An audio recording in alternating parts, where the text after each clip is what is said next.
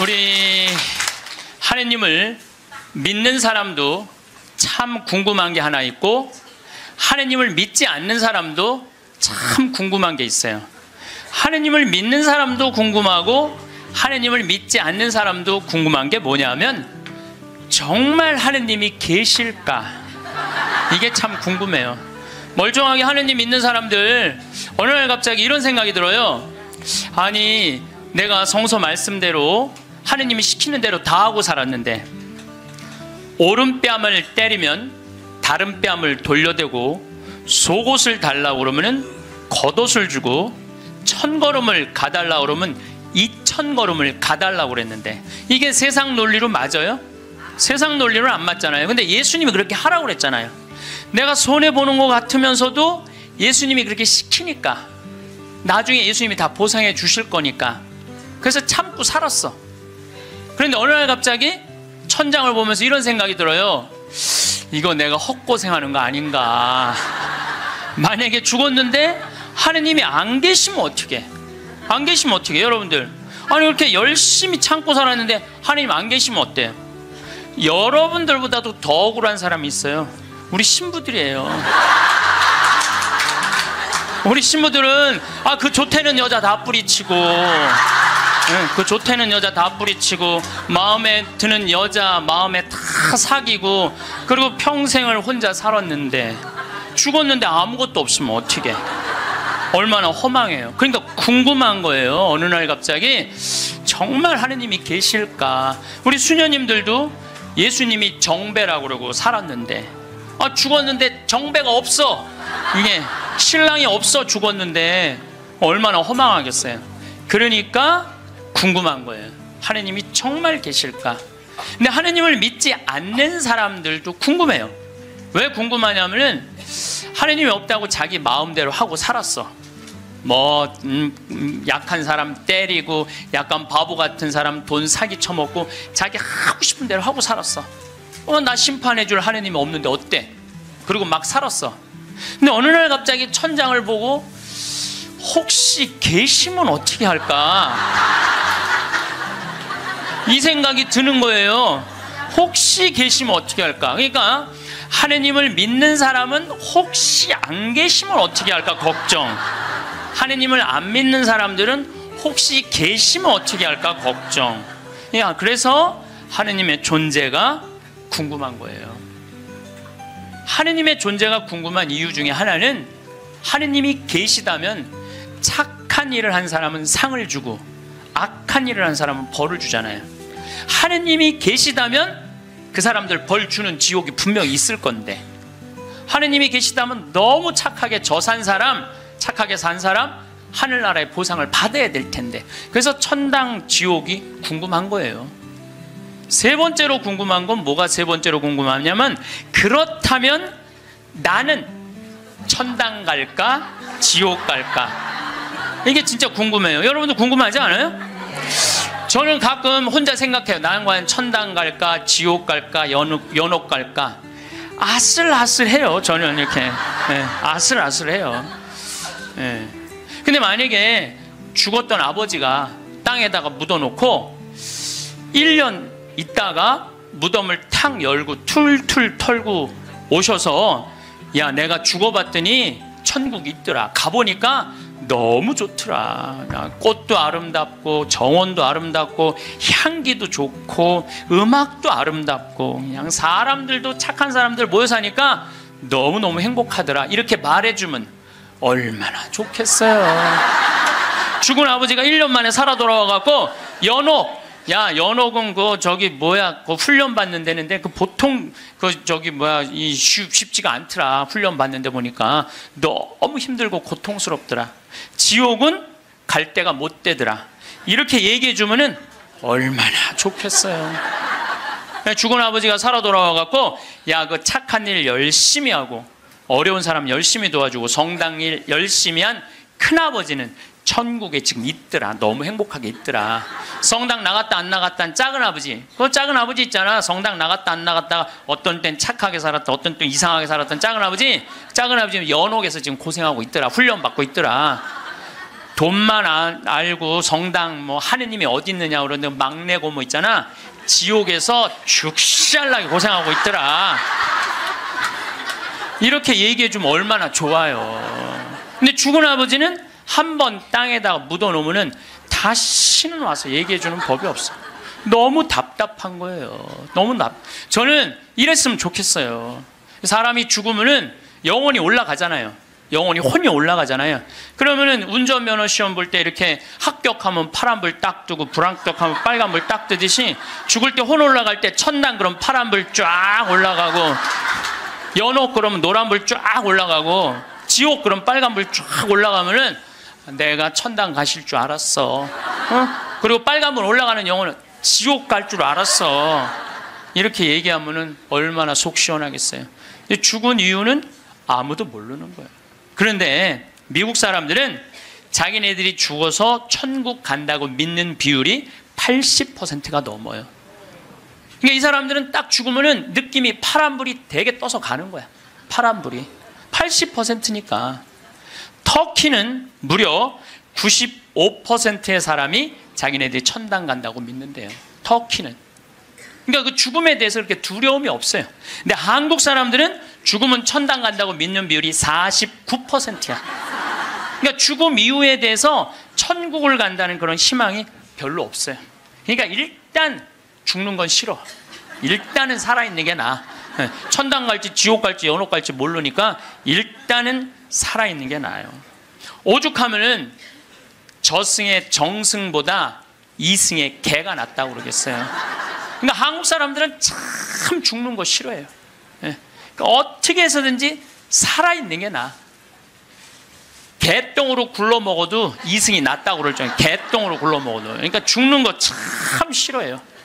그래서 우리는 죽으면 무슨 월화의 공동묘지 뭐 이래갖고 뭐 무시무시한 데 간다라는 그런 의식이 있어요. 그리스도교 부활신앙이 자리 잡은 유럽이나 미국이나 남미에 가보면은요, 공동묘지가 동네 한가운데 있어요. 공동묘지가 어디를 가보나. 제가 이 죽음에 대해서 묵상을 많이 하고 싶어서 유럽 공동묘지, 미국 공동묘지, 남미 공동묘지 다 가봤어요. 그냥 지나가 보는 게 아니라 직접 들어가 봤어요. 직접. 그런데 유럽이나 미국이나 남미나요, 일단은 우리하고 공동묘지 느낌이 달라요. 왜냐하면 색깔이 하얀 페인트로 다 칠해놔요. 그러니까 공동묘지에 딱 들어가 보면은 박물관 같은, 실질적으로 공동묘지 안에 박물관도 많고 또 공원 같은 느낌을 받아요. 공원 같은 느낌을 받아서 토요일날 일요일날은 도시락 싸들고 어디를 놀러를 가냐면 공동묘지로 누구나 다 놀러를 가요. 그러니까 공동묘지가 아니라 놀이터죠. 놀이터. 아르헨티나에 가봤더니 이 사람들은 기일이 되면은 공동묘지에 가갖고 묻었던 아버지 관 있잖아요. 관을 다시 꺼내요. 꺼내갖고 닦아요. 닦고 맛대라고, 이번에 교황님 즐겨 드시는 차 있잖아요. 그걸 맛대라고 그러거든요. 맛대를 마시면서 그 관을 닦아가면서 죽은 사람 얘기를 하는 거예요. 그리운 얘기를 하는 거예요. 살아있을 때 이런 일을 했지, 저런 일을 했지. 그러니까 이게 죽음이라는 게 그렇게 부정적이지 않아요. 미국만 하더라도 동네 한가운데 공동묘지가 있어요. 미국은 기독교 국가예요. 그리스도교 국가. 우리 가톨릭 신자가 몇 명이냐면 7,500만 명이에요. 7,500만 명. 미국은 맨날 총 쏘고 막 마약하고 사람 죽이는 것 같은데 그거는 극히 일부고 평범한 미국 사람들은 다 평화롭게 살아요. 토요일날 일요일날 다 성당 교회 가요. 그리고 사람이 죽으면은 동네 한가운데 묻어놓으니까 아침 저녁으로 출퇴근하면서 아버지 묘, 엄마 묘, 아내 묘, 자식들 묘까지 맨날 보는 거예요. 출퇴근하면서. 그러니까 아침에 출근할 때 아내 묘에다가 장미 한 송이 놓고, 여보 나 오늘 중요한 계약이 있어. 당신이 도와주면은 내가 오늘 계약이 잘 될 것 같아. 이렇게 죽음하고 얘기를 해요. 죽어 있어도 죽었다고 생각을 안 하는 것 같아요. 그 사람들은. 그 퇴근하는 길에 아내 묘에다 장미 한 송이 놓으면서, 여보 당신이 오늘 도와줘서 그런지 나 오늘 계약이 너무너무 잘 됐어. 고마워. 이렇게 얘기를 해요. 그래서 미국 사람들이 이런 얘기를 해요. 묘지 참배는 덕의 대학을 다니는 것과 같다. 묘지를 자꾸 가는 건 덕의 대학을 가는 것과 같다. 요즘 위령성월이잖아요. 우리 묘지 방문을 하라고 그러잖아요. 묘지를 방문하다 보면은 내가 이 세상에서 추구하는 명예, 권력, 돈, 이게 다 허망하다는 걸 느낀다는 거예요. 근데 우리나라 사람들은 일단 죽으면은 다시는 보고 싶지 않은가 봐. 아주 깊숙한 산속에 갖다 파묻어 버려. 그냥 파묻어 버려. 파묻어 버려요. 그리고 미국 사람들은 출퇴근길에 안에 묘가 있으니까 보고 싶으면 가서 얼마든지 보는데, 우리는 산속 깊숙한 곳에 갖다 파묻어 버리니까 찾아가려고 해도 마음을 단단히 먹어야 돼. 내가 오늘 한번 남편 묘를 가야 되겠다, 뭐 아내 묘를 가야 되겠다, 부모 묘를 가야겠다, 마음을 단단히 먹어야 돼. 근데 이게 참 신기한 게, 대한민국 사람들은 마음을 단단히 먹어도 온 국민이 똑같은 날 마음을 단단히 먹어요. 이상해. 죽는 날은 다른데 어떻게 보러 가는 날은 다 똑같아. 너무 신기해요. 똑같은 날 마음을 단단히 먹는 거야. 그러니까 그 묘에 대한 거부 반응이 있으니까 어떤 일이 있느냐면은 저도 그런데 동창신부 아버지가 돌아가셔갖고 묘지까지 한번 따라가 봤는데, 그 집도 역시 산속 깊숙한 곳에 파문.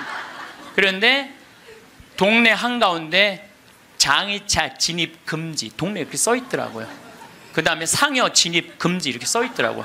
그래서 그 동네 입구에서 아버지 관을 내려갖고 우리가 메고 들로 산으로, 그 산으로 모시고 갔던 적이 있어요.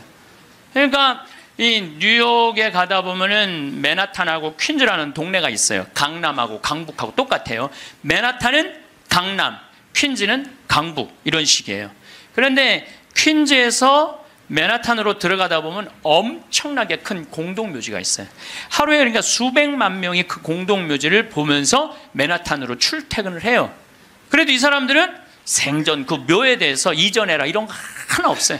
근데 만약에 우리나라가 강북하고 강남 사이에 잠실에다가 공동묘지를 한번 딱 세운다 그러면 우리 어떻게 할 것 같아요? 그렇죠. 난리가 나죠. 띠 두르고 뭐라 그래요? 결사반대. 박원순 시장은 사퇴하라. 이거는 얌전한 거예요. 박원순 시장은 자폭해라. 여러분들, 우리나라 사람들이요, 의외로 죽음의 문화에 대해서 굉장히 부정적이에요. 그러니까 죽음을 받아들이지 않아요. 끝까지 받아들이지 않아요. 여기 서울에도 추모공원 하는데 여러분들 몇 년 동안 서울 시민들이 반대했는 줄 알아요? 여러분들이 몇 년 반대했느냐면 9년 동안 반대를 했어요. 9년이 지나서 2012년에는 겨우 추모공원을 한 거예요. 그러니까 우리 성당들도 이렇게 성당 안에다가 지하에다 납골당 해놓으면 얼마나 좋아. 미사 참여 와갖고 엄마 보고 싶으면 지하에 내려가갖고 엄마 보고 기도하고 이야기하고 얼마나 좋아요. 그런데 그냥 여기 흑석동 성당도 그 납골당 한다고 얼마나 주민들이 반대했어요. 여기 한국 사람들은 죽는 거 진짜 싫어해요. 죽는 거. 일단은 살아있는 게 나은 거야. 일단은 수단과 방법을 가리지 않고 살아있는 게 나은 거야. 그런데 한국 사람들은 죽는 거를 하느님을 믿는 사람도 싫어하고 하느님을 믿지 않는 사람도 싫어해요. 하느님을 믿지 않는 사람은 죽는 거 싫어할 이유가 뭐가 있어? 아까도 말씀드렸지만 나 심판할 하느님이 없는데, 나 심판할 하느님이 없는데 죽으면 얼마나 속편해요. 그런데 놀랍게도 사형수들, 나쁜 짓이라는 뭐 폭력범들, 뭐 남편이 보는데도 그냥 아내하고 딸 그냥 성폭력 한 사람들, 5명 10명씩 죽인 사람들, 이런 사형수들 보면은요 죽기 전에 벌벌벌벌 떤다는 거예요. 죽고 난 다음에 아무것도 없는데 벌벌벌벌 떠는 거예요. 왜? 자기가 사형을 받은 걸로 끝나는 게 아니라는 거야. 이 사람 생각에는 내가 정말로 씻을 수 없는 죄를 졌는데, 죽었고 난 다음에 하느님이 있어갖고 나를 심판해갖고 지금도 괴롭지만 죽어서 영원히 꺼지지 않는 불 속에 던져지면 어떻게 하나, 이런 두려움이 있대요. 그래서 그 사형수들을 보면 그렇게 나쁜 짓 뻔뻔하게 하다가도 죽을 때 보면 벌벌벌벌 떤다는 거예요. 그러니까 사형수가 이제 교수대 올라가면서 막 교수대 이제 올라가는데 계단이 사거갖고 계단 밑으로 팍 떨어진 거야. 이 사형수가 핸대는 소리가 하마터면 죽을 뻔했네. 죽기 직전까지 죽기 싫은 거예요. 죽기 직전까지 어떻게 해서든지 살아있고 싶은 거, 어떻게 해서든지 살아있고 싶은 거예요. 왜 이 사람이 바로 죽음을 앞두고도 죽음을 벌벌 떠느냐면, 죽고 난 다음에 사형은 아무 문제가 없다는 거예요. 죽고 난 다음에 그 다음에 내가 하느님 앞에 가갖고 혹시 하느님이 계시면 어떻게 해? 그래갖고 그분이 나의 모든 죄를 묻어서 영원히 꺼지지 않는 불 속으로 떨어지면 어떻게 하냐 이거야. 그러니까 죽기 직전까지도 그냥 계단에 떨어지고, 어차피 1분 후에 죽을 건데도 그냥 하마터면 죽을 뻔했네. 그런데 믿는 우리들도 죽는 게 싫어. 믿는 우리들도 죽는. 한국에 믿는 사람들, 이거 설문조사 한 거예요. 한국에 믿는 사람들도요, 자기가 천국에 갈 거라고 믿는 비율이 50%가 안 넘어요. 왜 믿는 사람들은 죽는 게 싫어? 아는 게 병이야. 천당, 지옥 있다는 거 교리로 다 알아. 그런데 내가 가만히 생각해보니까 본당 신부 미워하고, 형제들 굶었을 때 모른 척하고, 성당 다니기 싫어갖고 그냥 냉담하고 그냥 못된 짓 한 거, 이거 다 알아. 그러니까 이게 천당, 지옥 있는 건 알긴 아는데 내 사는 꼴을 봐서는 천당 갈 것 같지는 않아. 어디 갈 것 같아? 지옥에 갈 것 같아. 그러니까 일단은 살아있는 게 나은 거야. 아직은 여기는 천당, 지옥이 결정 안 됐잖아요. 마태복음 5장 27절에 보면은 예수님이 이런 얘기를 해요. 너희들 만약에 여자를 보고 음흉한 생각을 가지면 눈알을 빼버려라 그래. 예수님 말을 해도 이렇게 살벌하게 눈알을 빼버려. 눈알을 빼라. 온몸이 지옥에 던져지는 것보다 눈알 하나 없이 천국에 가는 게 낫다. 그런 말 할 때마다 나는 너무 괴로워요. 이거 어떻게 해야 되는지. 특히 언제 괴로우냐면 이놈의 명동에 강의 올 때 괴로워. 명동에 강의 올 때. 왜냐면 명동에 밥 먹으려고 저 먹자 골목에 나가잖아요. 그럼 아가씨들이 허벅지가 그냥 이 눈알을 이거 빼야 되는 건지 말해. 눈알이 간질간질하다니까. 눈알이 간질간질해. 아마 나 천당 들어가려면 내 눈알 한 6,000개 빼야 돼. 내 눈알 6,000개. 아마 여기 있는 형제님들도 온전히 눈알 가지고 천당 갈 형제님들 없을 거야 아마. 하늘나라 가보면 눈알 없이 돌아다니는 사람 많을 거예요. 하늘나라 가보면. 나는 그래서 예수님한테 말하고 싶어요. 2000년 전에는 여자를 보고 음흉한 생각을 가진다. 2000년 전에는 여러분들 여자들이 어떻게, 중동에 가보시면 지금도 그래요. 여자들이 어떻게 하냐면 온 몸을 감싸고 눈만 내놓고 다녀. 눈만. 그 여자를 보고 음흉한 생각을 가지면 눈알을 빼야 돼. 빼야죠. 근데 요즘은 세상이 바뀌어갖고 다 벗고 다니는데, 더욱이 또 이놈의 지구온난화 때문에 더 벗고 다니는데, 지구온난화 때문에 더 벗고 다니는데, 그래서 이제 예수님이 오실 때도 된 것 같아요. 시대도 많이 변했고 상황도 많이 변했는데 2000년 전 그 잣대로 우리가 지금 그걸 읽고 있으면 너무 괴로운 거예요. 그냥 천당 갈 것 같지는 않단 말이야. 지옥 갈 것 같아. 눈알을 빼든지 손을 자르든지 뭔가를 해야지. 그러니까 하느님 만나고 싶지가 않은 거예요. 하느님 만나요. 부자가 낙타반을 통과하는 게, 부자가 하늘나라 들어가는 게 낙타가 반을 통과하는 게 훨씬 더 쉽다고 그러잖아요. 그걸 읽어봐도 또 쉽게 천당 갈 것 같지가 않은 거예요. 쉽게 천당 갈 것 같지가 않은 거예요. 근데 정말 만약에 죽었던 사람이 살아 돌아와갖고 내가 죽었더니 천국이 있더라 이렇게 얘기를 해주면은 정말로 믿을 텐데, 이놈 사람 죽으면 그냥 그걸로 끝나는데 어떻게. 근데 1970년대 이후부터 갑자기 죽었던 사람들이 많이 살아 돌아오기 시작을 해요. 1970년대 이후부터 미국은 92년에서부터 97년 사이에 죽었던 사람들이 살아 돌아오기 시작을 하는데, 몇 명이 살아 돌아오냐면 1,500만 명이 살아 돌아와요. 1,500명이 아니에요. 1,500만 명. 나 이게 뻥인 줄 알고 자료를 무지하게 찾아봤어요. 근데 실질적으로 엄청나게 살아 돌아오는 거예요. 살아 돌아와서 이 사람들이 하늘나라 얘기를 해주는 거예요. 하늘나라 내가 빛을 봤다, 하늘나라 올라갔다, 이런 얘기를 너무 많이 하는 거야. 아니 이제 2000년이 돼갖고 예수님 오실 때가 돼갖고 세례자 요한을 미리 보내갖고 구분기를 곧게 펴라. 내가 갈 거다. 그러듯이 이제 예수님이 죽었던 사람들이 이제 사람들이 제일 궁금한 게 그거니까 죽었던 사람들 살아 돌아와서 이제 하늘나라 얘기를 해라. 그래갖고 예수님이 이렇게 살려 돌려 보내는 건가 이제 엄청나게 많은 사람들을 그거는 아니고 1970년대 이후부터 갑자기 죽었던 사람들이 많이 살아 돌아오는 이유는 심폐소생술이 발달하면서부터 죽었던 사람들이 많이 살아 돌아오는 심폐소생술이 발달하면서부터 그러니까 1970년대 이전에는 사망이다 그러면은 동공이 풀리고 맥박이 안 뛰고 심장이 멎는 거예요. 그 다음에 뇌파 이거 여러분들 텔레비전으로 이거 보면 쫙 하잖아요. 쫙 일자로 이걸 사망으로 봐요. 그런데 예전에는 그러면 그냥 그걸로 끝냈어. 근데 요즘은요 멀쩡한 사람이 심장마비로 죽거나 멀쩡한 사람이 교통사고로 갑자기 죽었을 때 충격으로 죽었을 때 심폐소생술을 시술을 하게 돼 있어요. 심폐소생술이라는 건 뭐냐면은 심장을 압박을 30번씩 가하는 거야. 한 번에. 어른들은 갈비뼈가 부러질 정도로 세게. 그리고 2번 입에다가 인공호흡 해주고 또 안 되면 또 30번 압박을 하고 2번 입에다가 인공호흡을 해주면은 죽은 사람의 5%가 살아난다는 거예요. 죽은 사람의 5%가 살아나서 공통적인 얘기를 하는 거예요. 이건희 회장님도 어떻게 심근경색으로 돌아가신 거예요. 5월 10일 날. 그런데 이분이 심폐소생술을 통해서 살려낸 거예요. 의술이 얼마나 좋으냐면요. 심폐소생, 이게 좀 복잡한데 이게 심장에 피가 돌지 않으면은 뇌가 괴사가 돼요. 그래서 이건희 회장님은 심폐소생술 살려내고 난 다음에 체온을 올리지 않아요. 10도, 16도로 그대로 해갖고 지금은 굉장히 좋아졌다고 그래요. 그러니까 이제는 죽은 사람도 살려내는 시대가 되는 거예요. 죽은 사람도 살려내는 시대가 됐어요. 근데 이 죽었다가 살아 돌아온 사람들이 공통적인 얘기를 하는 거예요. 거의 공통적인 얘기가 있어. 자기가 처음에 죽으면은 몸에서 영혼이 빠져나간다는 거예요.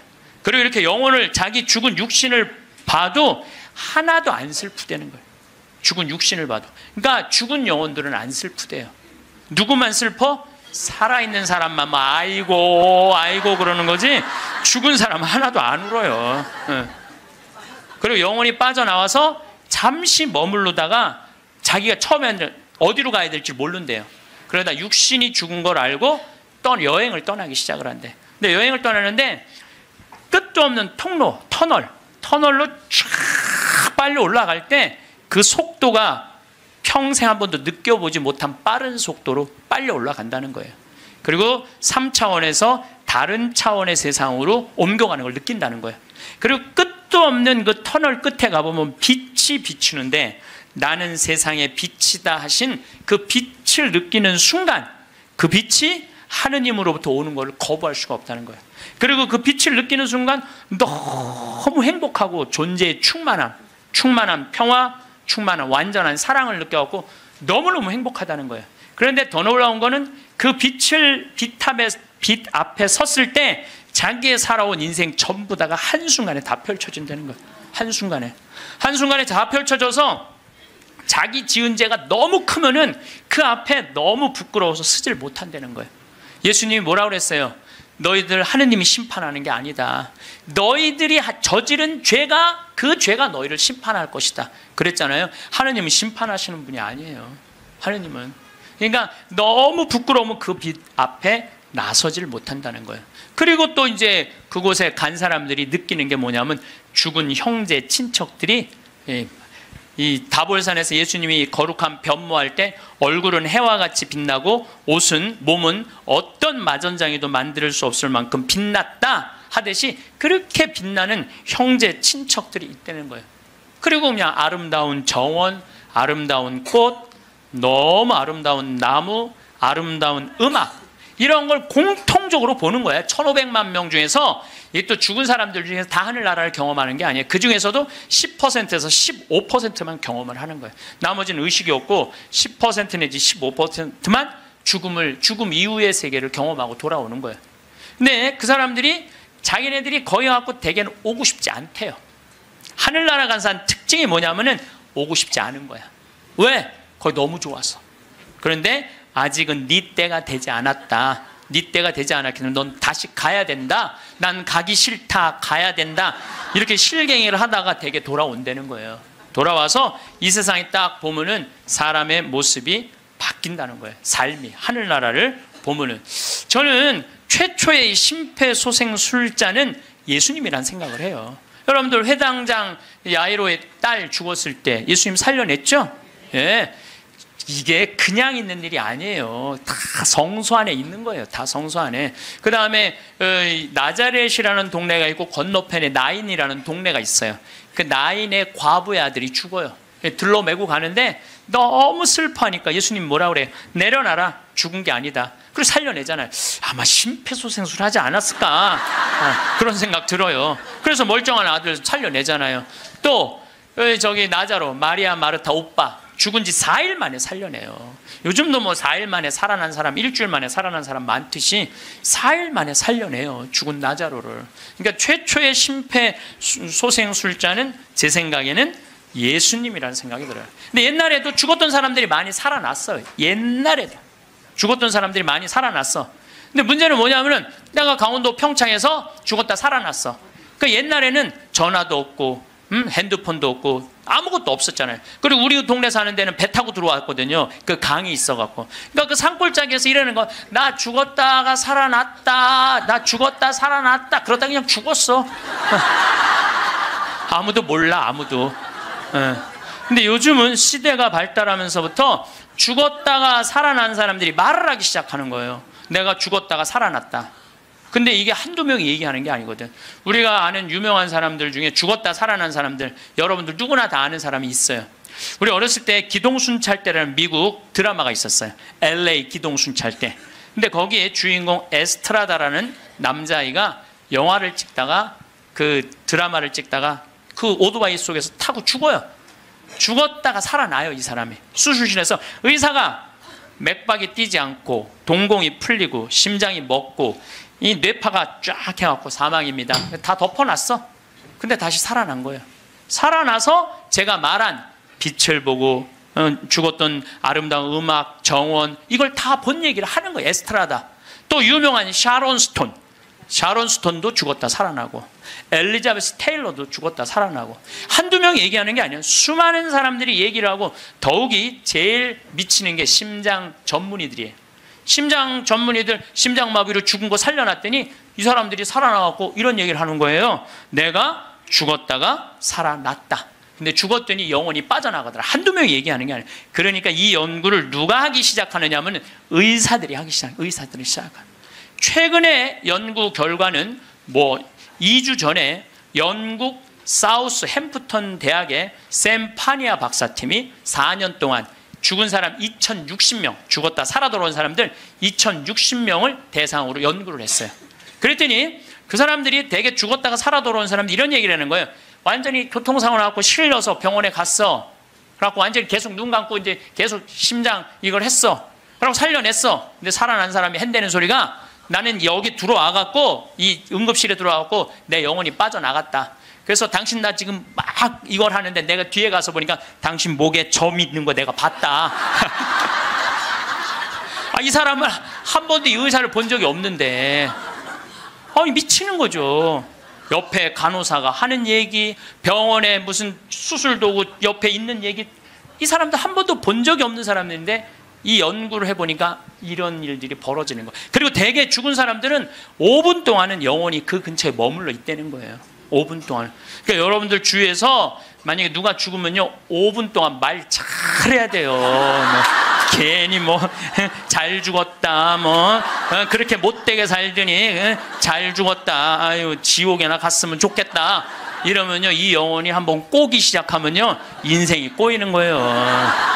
그러니까 여러분들 뭐라 그래야 돼? 5분 동안 좋은 데 가시라고, 잘 가시라고, 이런 게 정말 필요해요. 말 잘해야 돼요. 말 잘해야 돼요. 고든 알렌이라고 미국의 백만장자 금융업을 하는 사람이 있었어요. 근데 이 사람은 이 폐질환으로 죽었어요.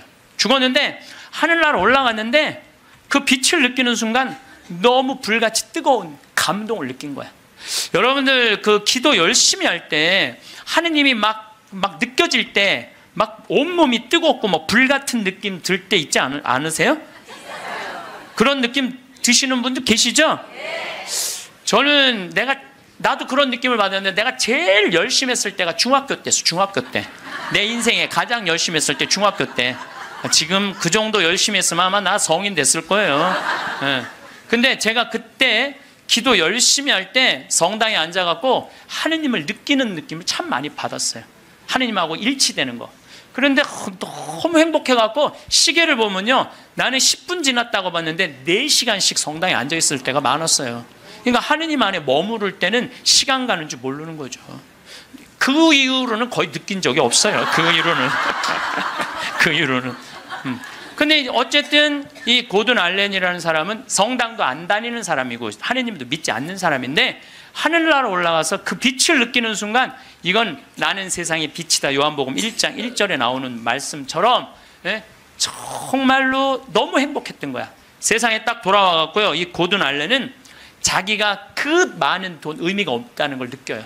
그리고 친구한테 전화를 해요. 같이 금융업을 하는 친구한테 나 그만둘 거다.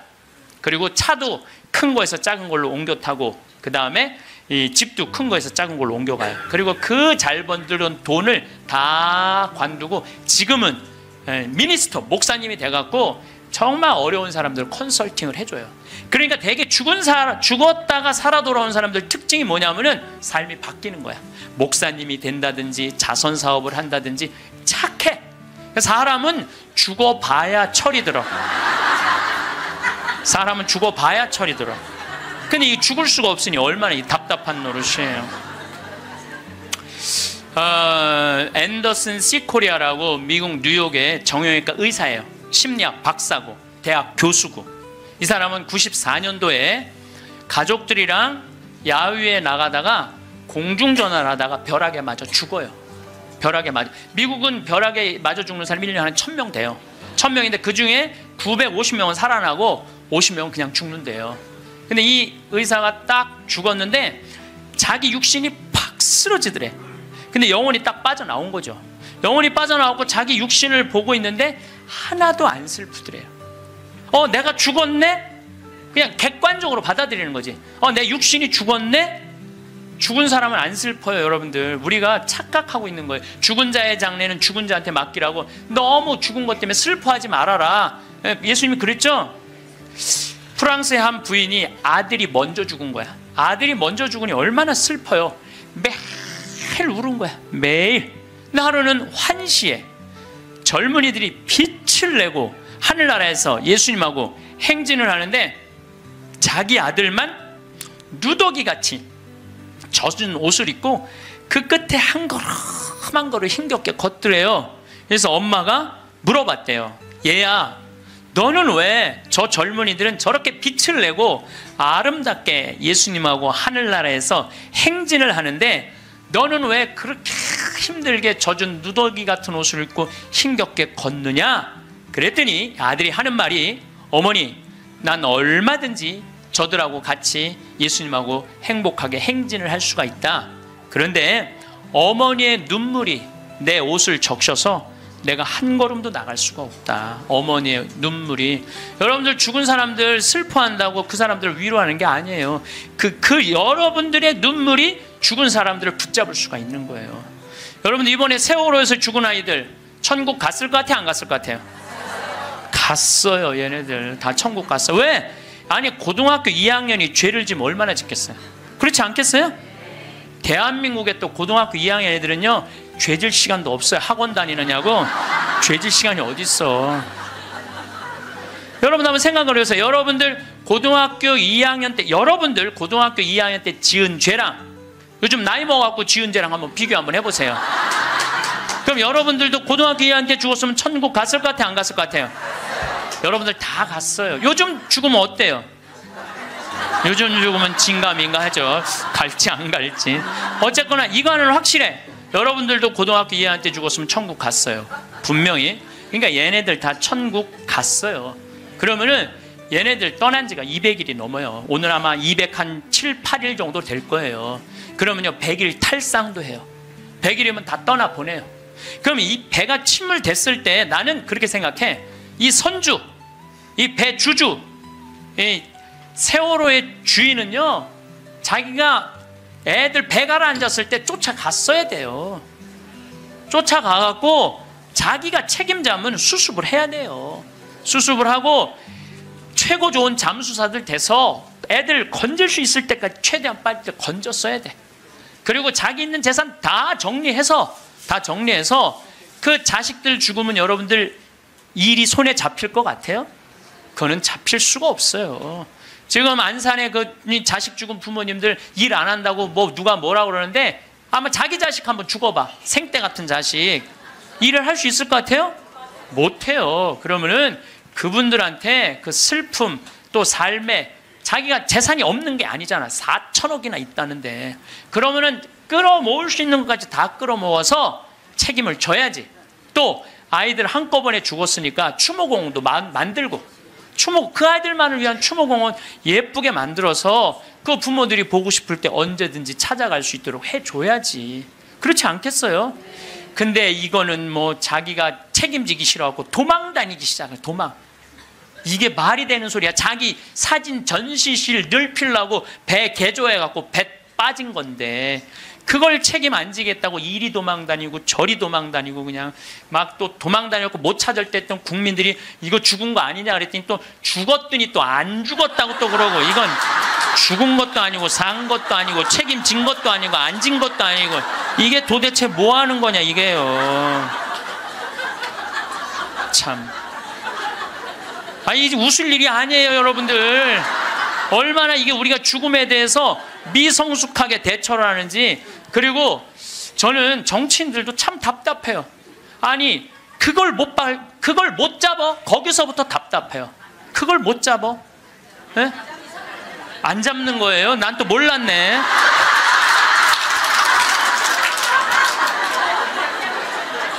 아니 애들한테 한을 심어주지 말으려면 부모한테 한을 심어주지 말으려면 빨리 밝혀야지. 책임질 사람 다 책임지고 200일이 지나서 겨우 협상법 타결했다고 그러고 100일이면 탈상을 한다는데 참 너무너무 저는 가슴이 너무 아파요.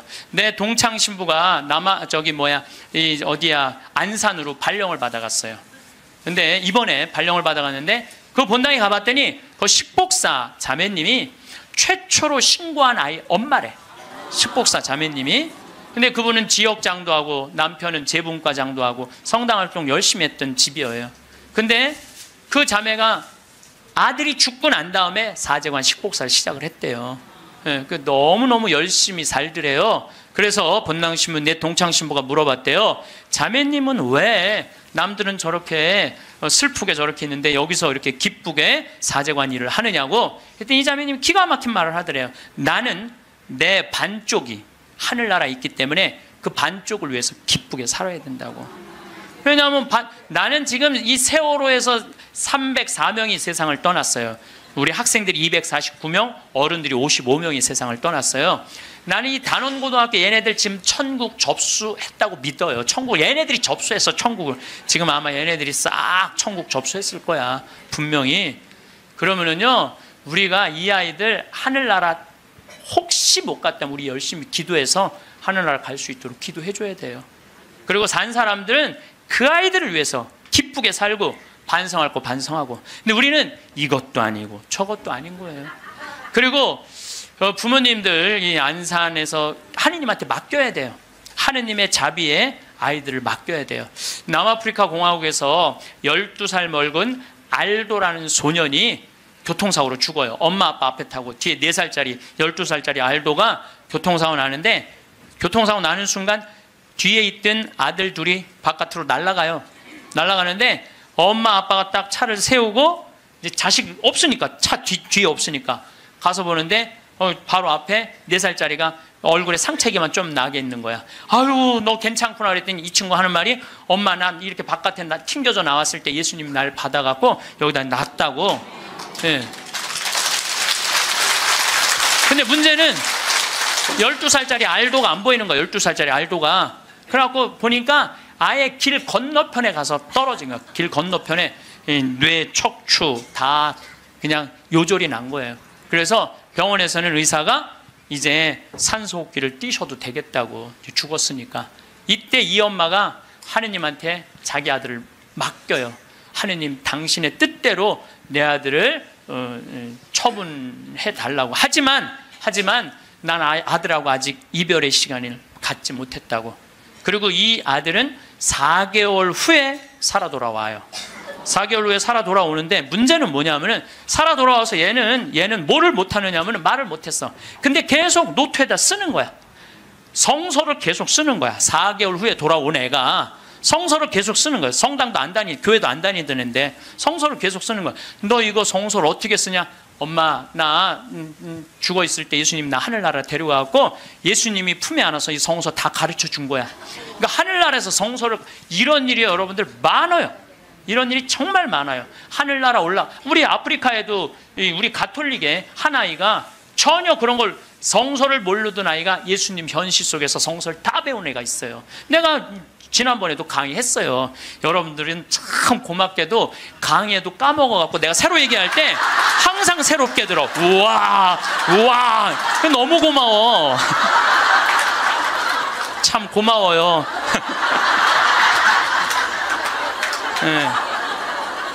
네, 지난번 강의 때도 내가 얘기했거든요. 아프리카에 언어도 이 아이는 예수님이 다 가르쳐줘서 언어도 다른 나라 언어 다 했다고 내가 얘기를 했어요. 말라위 거기. 어쨌거나 얘는 하늘나라에서 예수님이 가르쳐준 거야. 성서를 너무너무 잘 쓰는 거야. 그런데 얘가 기가 막힌 글을 하나 쓰는 거예요. 어떤 글을 쓰느냐면은, 엄마, 드웨인이라는 아이랑 안톤이라는 아이 주소를 적어줘요. 그리고 그 엄마한테 이 편지를 좀 띄워줘. 주소를 써갖고. 어떤 내용이냐면, 드웨인하고 안톤은 하늘나라에서 너무너무 행복하게 잘 지내고 있는데, 하늘나라에서 보니까 엄마들이 맨날 우는 거야. 엄마들이 이미 자기 자식은 하늘나라에서 행복하게 지내고 있는데 엄마들이 울고 있는 거야. 그래서 엄마, 예수님이 너무 슬프대. 왜? 뭐가 슬퍼? 나는 이미 이 아이들을 구원해갖고 내 품에 안고 있는데 나의 자비를 믿지 않는 저 엄마 아빠가 너무너무 불쌍하다는 거예요. 그래서 그 주소를 줘. 근데 이 알도는 안톤을 살아생전에 만났던 적이 없는 사람이에요.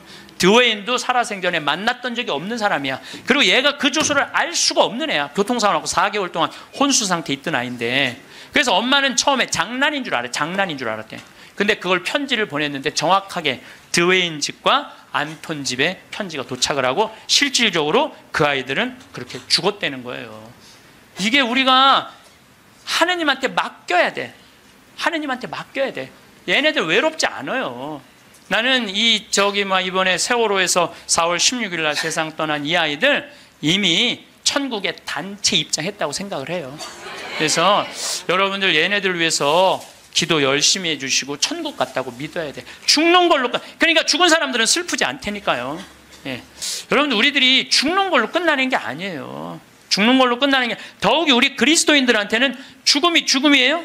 새로운 삶으로 옮아가는 새로운 여정일 뿐이에요. 그래서 나는 이번에 세월호에서 죽은 아이들, 물론 우리 어른들 책임이지, 불쌍하지.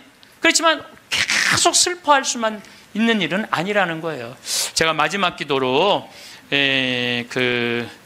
아주 좋은 시가 있어서 그날이라는 시를 이번에 세월호를 통해서 시인이 썼는데 너무 잘 표현을 해서 이 그날이라는 시를 읽어드리도록 하겠습니다. 성부와 성자와 성령의 이름으로 아멘. 그날 그 어두운 시나리오는 이미 만들어져 있었다. 차곡차곡 쌓아온 모든 잘못된 관행들이 죽음의 냄새를 풍기며 찾아와 있었다.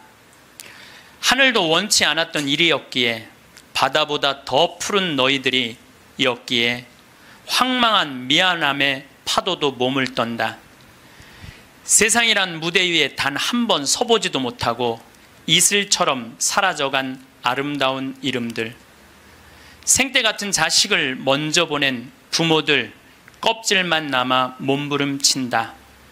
어이할 거나 그날 그 시각 그 자리에 있은 것이 잘못이었다. 캄캄한 바다에선 얼마나 추웠더냐. 가라앉는 배 안에서 얼마나 무서웠더냐. 4월은 기어이 잔인하고 말았구나. 커다란 슬픔의 덩어리 삼킨 이 땅의 선한 백성들, 분노와 미안함으로 침몰하고 있다. 기다리라는 말 아직도 믿고 있니? 이제는 훨훨 날아가거라. 사랑하는 친구들과 함께. 봄 밤 하늘은 별이 된 너희들로 더욱 눈부시겠구나. 주님, 세월호에서 희생된 영혼들이 영원한 안식을 얻게 하소서. 아멘. 성부와 성자와 성령의 이름으로 아멘. 감사합니다. 지난주에 앤더슨 시코리아라는 뉴욕의 정형외과 의사가 벼락 맞은 얘기를 했습니다. 벼락을 맞아서 죽었더니 몸에서 영혼이 빠져나와서 자기 시신을 장모님이 쫓아내려와서 울고불고 하고, 이 사람아 죽으면 어떻게 하나. 그런데 자기 시신을 보고 있는데 정작 본인은 하나도 안 슬프더라는 거예요. 그러니까 죽은 영혼은 여러분들 슬프지 않아요. 죽은 영혼은. 그러니까 여러분들 죽은 영혼을 위해서 너무 슬퍼하는 것도 죽은 영혼 멋쩍게 만드는 거예요. 네. 누구한테 맡겨? 하느님한테 맡겨야 돼요. 그래서 저는 그 세월호에서 희생된, 물론 어른들 55명, 그것도 잊으면 안 되죠. 그분들도 잊으면 안 돼요. 우리가 어른들 55분 잊으면 안 되고, 더욱이 피지 못하고 세상을 떠난 우리 249명의 우리 학생들도 전부 누구 손에, 누구 자비에 맡겨야 돼요? 하느님 자비에 맡겨야 돼요. 그래서 너무 하느님 자비를 안 믿는 것도 내가 보기엔 문제가 있는 것 같아요. 아니, 하느님이 이 세상 구원하려고 당신 아드님 보냈는데 그렇게 억울하게 죽은 애들 천국에 안 데리고 갔겠어요? 그러니까 천국에 데려갔다고 여러분들도 굳게 믿으시고 그 아이들을 위해서 가끔 기도 중에 특별히 이 위령성월 때 기도 많이 해주시기 바랍니다. 어쨌거나 하여튼 이 앤더슨 시코리아는 의사는 딱 자기 몸이 나왔을 때, 영혼이 나왔을 때, 아, 내가 죽었구나, 내가 이제 떠날 때가 됐구나. 보통 2, 3분 사이에는 죽었는지 샀는지 구분도 못한대요. 현실인지. 그래서 이거를 미국에서는 ND라고 Near Death Experience라고 그래요. 임사체험, 근사체험, 죽음 체험이라고 그래요. 죽음의 선상에서 왔다 갔다 하는 거예요. 죽음의 선상에서. 네. 그래서 이제 아내하고 딸하고 마지막 작별을 해야 되겠다 생각을 하고 아내하고 딸이 있는 호텔로 걸어가려고 그러는데 걸어가지지가 않더래요. 여러분들, 죽은 영혼들이 처음으로 착각하는 게 육신이 아직도 있는 줄 안 되는 거예요. 처음으로 착각. 육신은 이미 저기 누워있고 영혼만 나온 거예요. 그래서 육신이 있는 줄 알고 차가 지나가면은 그 차를 피하려고 막 그런다는 거예요. 육신도 없는데. 육신이 있어야지. 이 육신이, 내가 이 물질이 나라는 물질하고 마주치면서 막는데 나는 이미 물질이 없어진 건데, 영혼인데, 혼인데. 걸어가려고 하니 걸어가지지 않고 쫙 떠서 가더래요. 허기야, 여러분들 동양 귀신, 서양 귀신 중에 걸어다니는 귀신 봤어요? 귀신들은 다 떠서 다녀요. 다 떠서. 여러분들 저기 전설의 고향을 봐도 저기 귀신들 보면 다 날라다니잖아요. 다. 하다못해 중국 강씨도 이러고 다 떠다녀. 쫙 떠서 가더래. 그래갖고 이제 문을 열으려고 그랬는데 문 열을 필요도 없더래요. 그냥 몸이 통과돼서 들어가더래요. 이것도 성서에 다 나오는 거예요.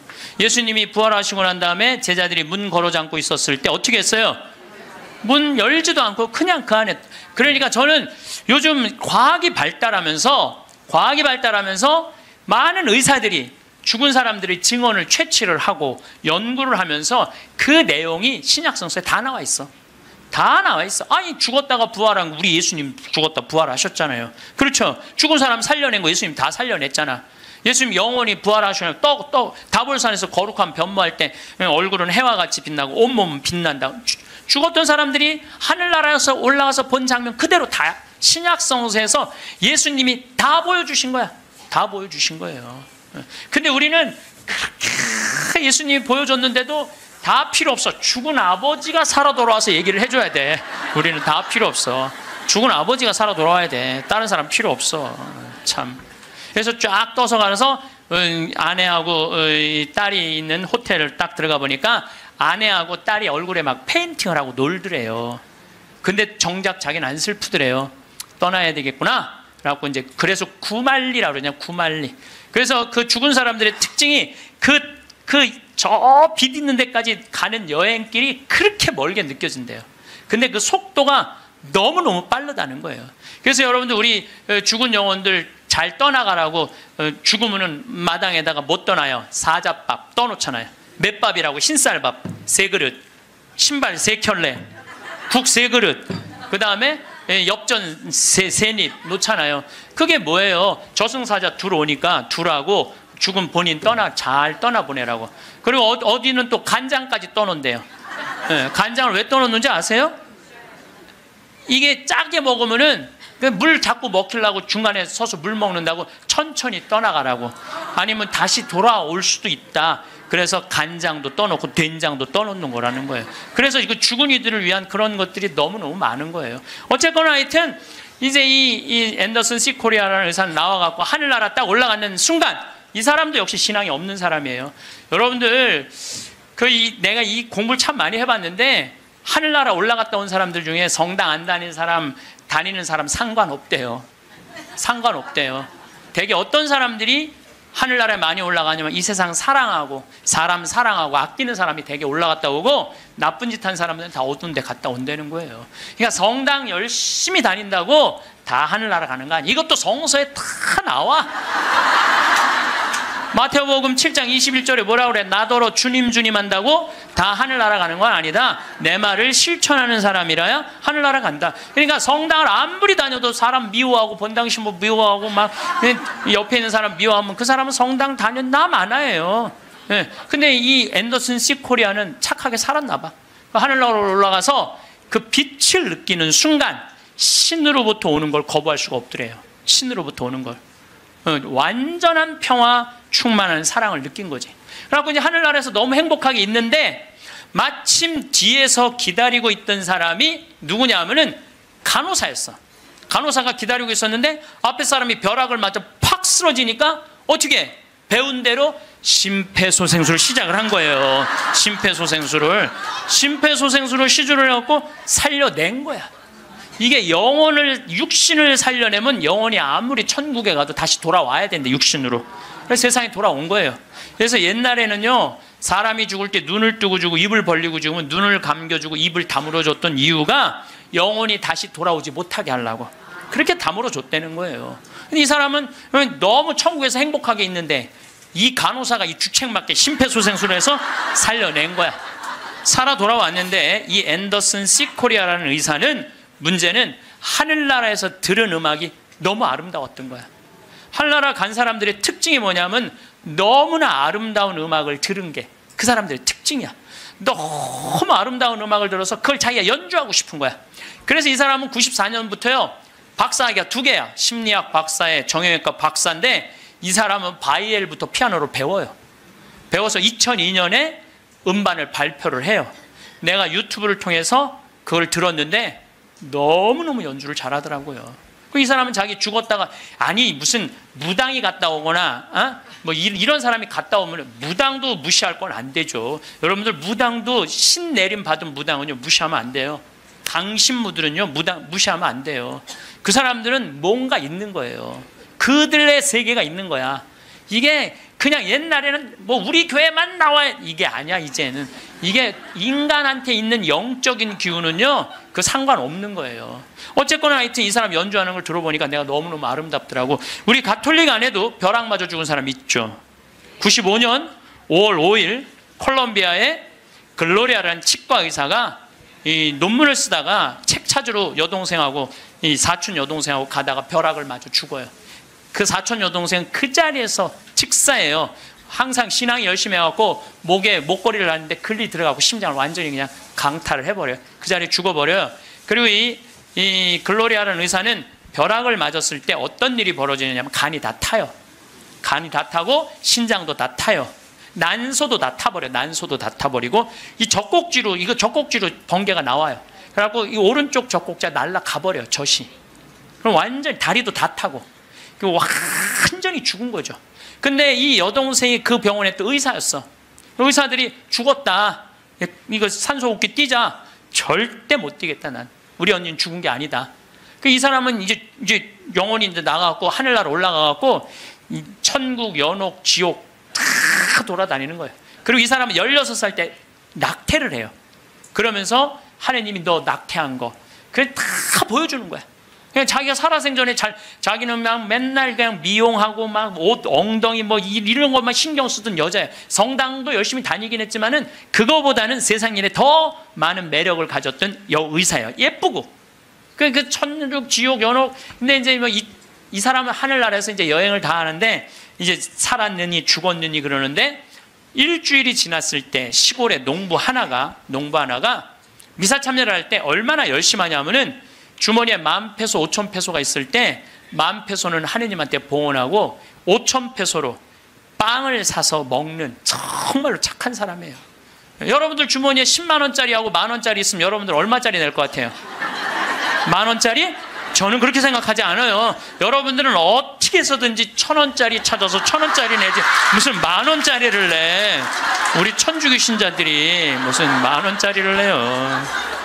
근데 이 시골 농부는 3년 전에 완전히 가뭄, 강도를 맞아서 그나마 키우던 닭까지 없던 사람이야. 아무것도 없는데 하느님한테 10,000페소 봉헌하고 5,000페소로 빵을 사요. 근데 저도 이번에 남미에 한 달 동안 강의 갔다 왔지만은 남미 사람들은요 빵을 다 신문지에 싸서 팔아요. 그리고 그 신문지를 싸서 빵을 펼치는데 신문지에 글로리아라는 의사 기사가 떠요. 그걸 보고 이 사람 그 자리에 무릎을 꿇어요. 하느님, 이 능력 있는 의사를 만약에 돌려보내신다면 내가 성모님 성지 순례를 갈 것이고 죽은 이들을 위한 기도를 열심히 하겠다고. 그걸 하느님이 들어요.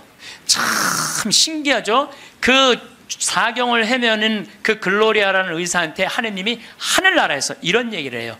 내가 너를 살려 돌려보낼 것이다. 왜 돌려보내느냐 하면은 너의 공로가 아니다. 이 시골의 농부, 너무 나를 따르고 사랑하는 이 농부가 너를 위해 간절하게 기도했기 때문에 내가 너를 살려 돌려보내는 것이다. 돌아가서 이 하늘나라에서 본 것을 증언을 해라. 예. 그리고 살려 돌려보내요. 그래서 이 글로리아라는 의사는 살아 돌아와요. 그런데 일주일이 지나고 다리를 너무 피가 안 돌기 때문에 잘라야 된다고 그러는데 이 사람은 살아 돌아와서 간도 재생이 되고 난소도 재생이 되고 신장도 재생이 되고 다리도 다 재생이 돼요. 그래갖고 애까지 또 낳아요. 정말 애를 하나 더 낳아요. 그리고 지금은 온 세계에 다니면서 자기가 벼락마저 죽고 난 다음에 살아 돌아와서 하늘나라 경험 얘기한 걸 다 얘기를 해주는 거예요. 여러분들 우리 죽은 이들을 위해서 기도하는 거 우리 가톨릭 교회의 가장 아름다운 전통 중에 하나예요. 그거를 모든 성인의 통공을 믿는다고 그러죠. 우리가 천상, 지상, 연옥 이게 서로 연결이 되는 거예요. 저는 이렇게 본당에 초상이 나면은 연도 바치러 꼭 갔어요. 연도를 바치러 딱 내가 이제 저녁 한 8시나 9시쯤 가면은 그 연도꾼들이 꽉 차 있으면 기분이 너무너무 좋아. 교우들이 연도 바치러 주러 왔을 때 너무너무 기분이 좋아. 왜냐하면 여러분들 연도 바칠 때 뭐라고 그래요? 성부, 성자, 성령, 이 영혼 구원하여 주소서. 성모님, 요셉 성인 이 영혼 구원하여 주소서.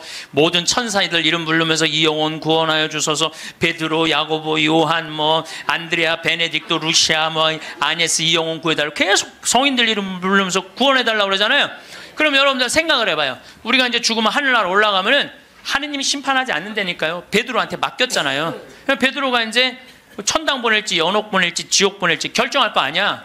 혼자 결정하지 않을 거예요. 수호천사 부르고 아까 성서에도 얘기했잖아요. 하늘의 천사가 너를 지켜보고 있을 것이다. 수호천사 부르고 수호 성인 부르고 연관된 성인들 다 불러서 천당 보낼 거냐 지옥 보낼 거냐 연옥 보낼 거냐 얘기를 할 거야. 근데 밑에서 계속 이름 불러대면 성인들이 회의하다 뭐라 그럴 것 같아요? 야, 우리 이름 이렇게 불러대는데 웬만하면 올려보내자 그냥. 그게 바로 연도의 효과예요. 연도의 효과. 그래서 여러분들 본당에서 세상 떠나는 교우들이 연도 났다 그러면은 시간 내서 꼭 가서 술을 먹으라는 것도 아니고 그냥 잔칫밥을 먹으라는 것도 아니에요. 그냥 여러분들 가서 연도 바쳐주는 거 최고의 선물이에요. 예. 제가 지난 봄에 우리 교구에 젊은 신부님 엄마가 돌아가셔서 61에. 근데 그 엄마가 나 한참 병 모으고 비누 공장 할 때 많이 도와줬던 엄마야. 송탄 본당 자매님인데. 근데 내가 또 너무 우리 생태마을에서 그 아들은 지금 유학 가 있는데 우리 생태마을에서 같이 나오고 일도 많이 하고. 그래서 내가 이 사순식에 인천교구에서 사순 피정을 해주고 저녁 주일날 밤 9시에 송탄 장례식장을 갔어요. 갔는데 사순식이면 신부들이 얼마나 피곤해. 하루 종일 성사 주고. 그런데도 그 9시에 그 엄마를 위해서 신부들이 30명이 모여 있더라고요. 다음 날은 물론 주교님이 월요일날 장례미사를 해주시죠. 그런데 우리 수원교구는 신부님 부모님이 돌아가시면 주교님이 미사하기 전에 계속 매 시간 미사를 해요. 와서 그게 우리 신부들이 그 동기 신부들에 대한 예의야. 예의. 그래서 매 시간, 그러니까 수백 명이, 우리 수원교가 한 450명 되니까 수백 명이 와서 미사를 해주는 거야. 근데 그날도 내가 이제 마침 주례를 하게 돼갖고 미사를 주례를 하는데 하늘나라에서 회의하는 소리가 들리더라고요. 아니 진짜로 하늘나라에서 회의하는 소리가 들리더라니까요. 야,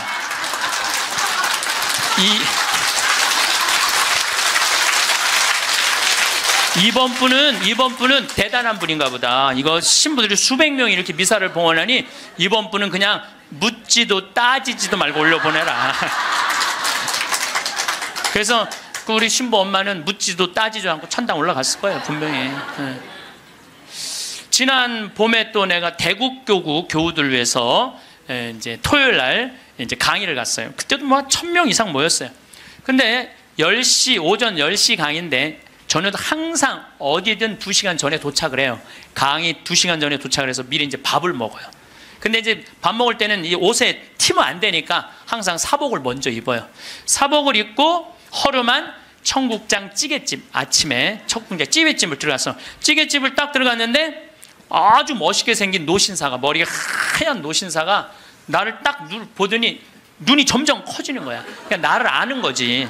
나를 아는데 내가 또 근데 이제 로만 칼날 아내니까 진가민가 했나 봐요. 그렇다고 내가 가사 걷고 저는 황창현 신부입니다 이렇게 할 수가 있나. 그냥 아시는 걸로 끝나는 거죠. 그래서 앉아갖고 이제 그 노신산 먼저 밥이 나왔어요.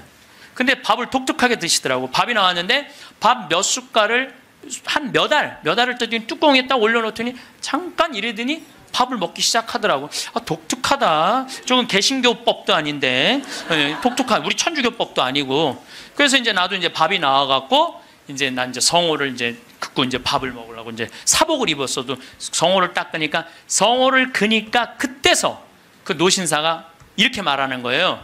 혹시 황창현 신부님이시냐고? 그래서 나 황창현 신부 맞다고. 그랬더니 자기는 불자라는 거예요. 불자인데 신부님 행복 특강을 돈도 안 내고 너무 잘 본다는 거야. 어쩜 이렇게 젊은 신부가 모르는 게 없냐고.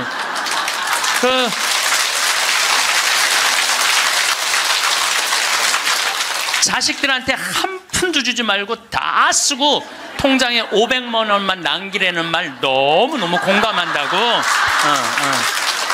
너무 고맙다고 그러더라고요. 그래서 감사합니다. 그리고 이제 내가 그분이 불자라는 말을 들었을 때 밥을 왜 몇 알을 떠놓고 뚜껑에 올렸는지 알아요. 영혼밥 떠놓은 거예요. 영혼밥. 네, 아까 내가 사자밥 말씀드렸죠? 우리 죽으면 영혼들 떠나보내듯이 여러분들 우리도 밭에 나가고 일할 때 참 나오면 밥 몇 알 뿌리면서 뭐라 그래요? 이게요, 제가 아까 얘기했지만은 이게 영혼은 천주교 신자들만의 공유물은 아니에요. 모든 인간들이 죽어서 영원한 여행을 떠나는 거예요. 그 여행을 우리는 좀 안전한 동아줄을 떠나는 거고, 하느님 믿지 않는 사람은 어느 줄을 잡아야 되는지 모르고 떠나는 것 뿐이죠. 우리는 좋은 줄을 잡고 있는 거죠. 영혼밥 떠는 거죠. 그래갖고 이제 그 노신사는 이제 밥 먹고 갔어요. 나도 이제 밥을 다 먹고 계산을 하려고 그랬더니 그 노신 아주머니가 아까 그 노신사가 밥값을 내고 갔다는 거예요. 내가 그때 깨달은 진리가 하나 있어요. 우리 천주교 신자들이요, 밥 먹을 때 반드시 성호를 긋고 먹어야 돼.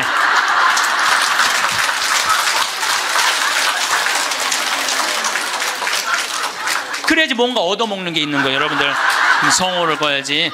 내가 지난달에도 우리 생태마을의 부관장 신부들하고 내가 또 신학교 보낸 신부들하고 여행을 같이 갔어. 단풍 여행을 갔어. 단양이라는 곳을 갔는데 전심에 이제 신부들 꽤 많았죠.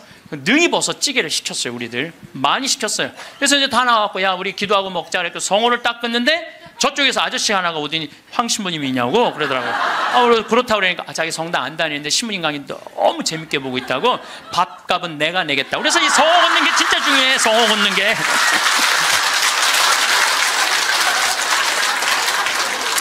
우리 천주교 신자들 영혼밥 떠나요, 안 떠나요? 떠나요. 왜 안 떠나요? 여러분들 영혼밥 떠나요. 우리 식사 후 기도 때 뭐라 그래요? 전능하신 하나님 베풀어 주신 모든 은혜 감사드리나이다. 주님의 이름은 찬미를 받으소서, 이제와 영원히 받으소서. 세상을 떠난 모든 교우들이 천재자비하심으로 평화의 은식을 얻게 하소서. 이게 영어 기도문에 없어요. 내가 영어로 식사 전후 기도 하거든요. 없어요, 영어. 한국에만 있는 기도문이에요. 영혼들을 위한 기도. 참 좋은 기도문이에요. 그러니까 이게 연옥 영혼들이요, 다른 나라 사람들 천주교 신자들 밥 먹을 땐 쳐다도 안 봐. 근데 누구 밥 먹을 때만 기다려? 한국 천주교 신자들 밥 먹을 때만 기다리고 있는 거예요. 그 영혼밥 한번 얻어 먹어보려고. 근데 우리 천주교 신자들이 얼마나 못됐는 줄 알아요? 식사 전 기도는 해, 그나마. 근데 식사 후 기도하는 신자가 거의 없어요. 그냥 일어나는 거야. 얼마나 영혼에서 황당하겠어요. 연옥에서. 여러분들 이제 식사 후 기도하세요. 꼭 하세요. 우리들이 항상 영혼들을 위해서 기도해야 돼. 또 묵주기도 끝에 뭐라 그래요?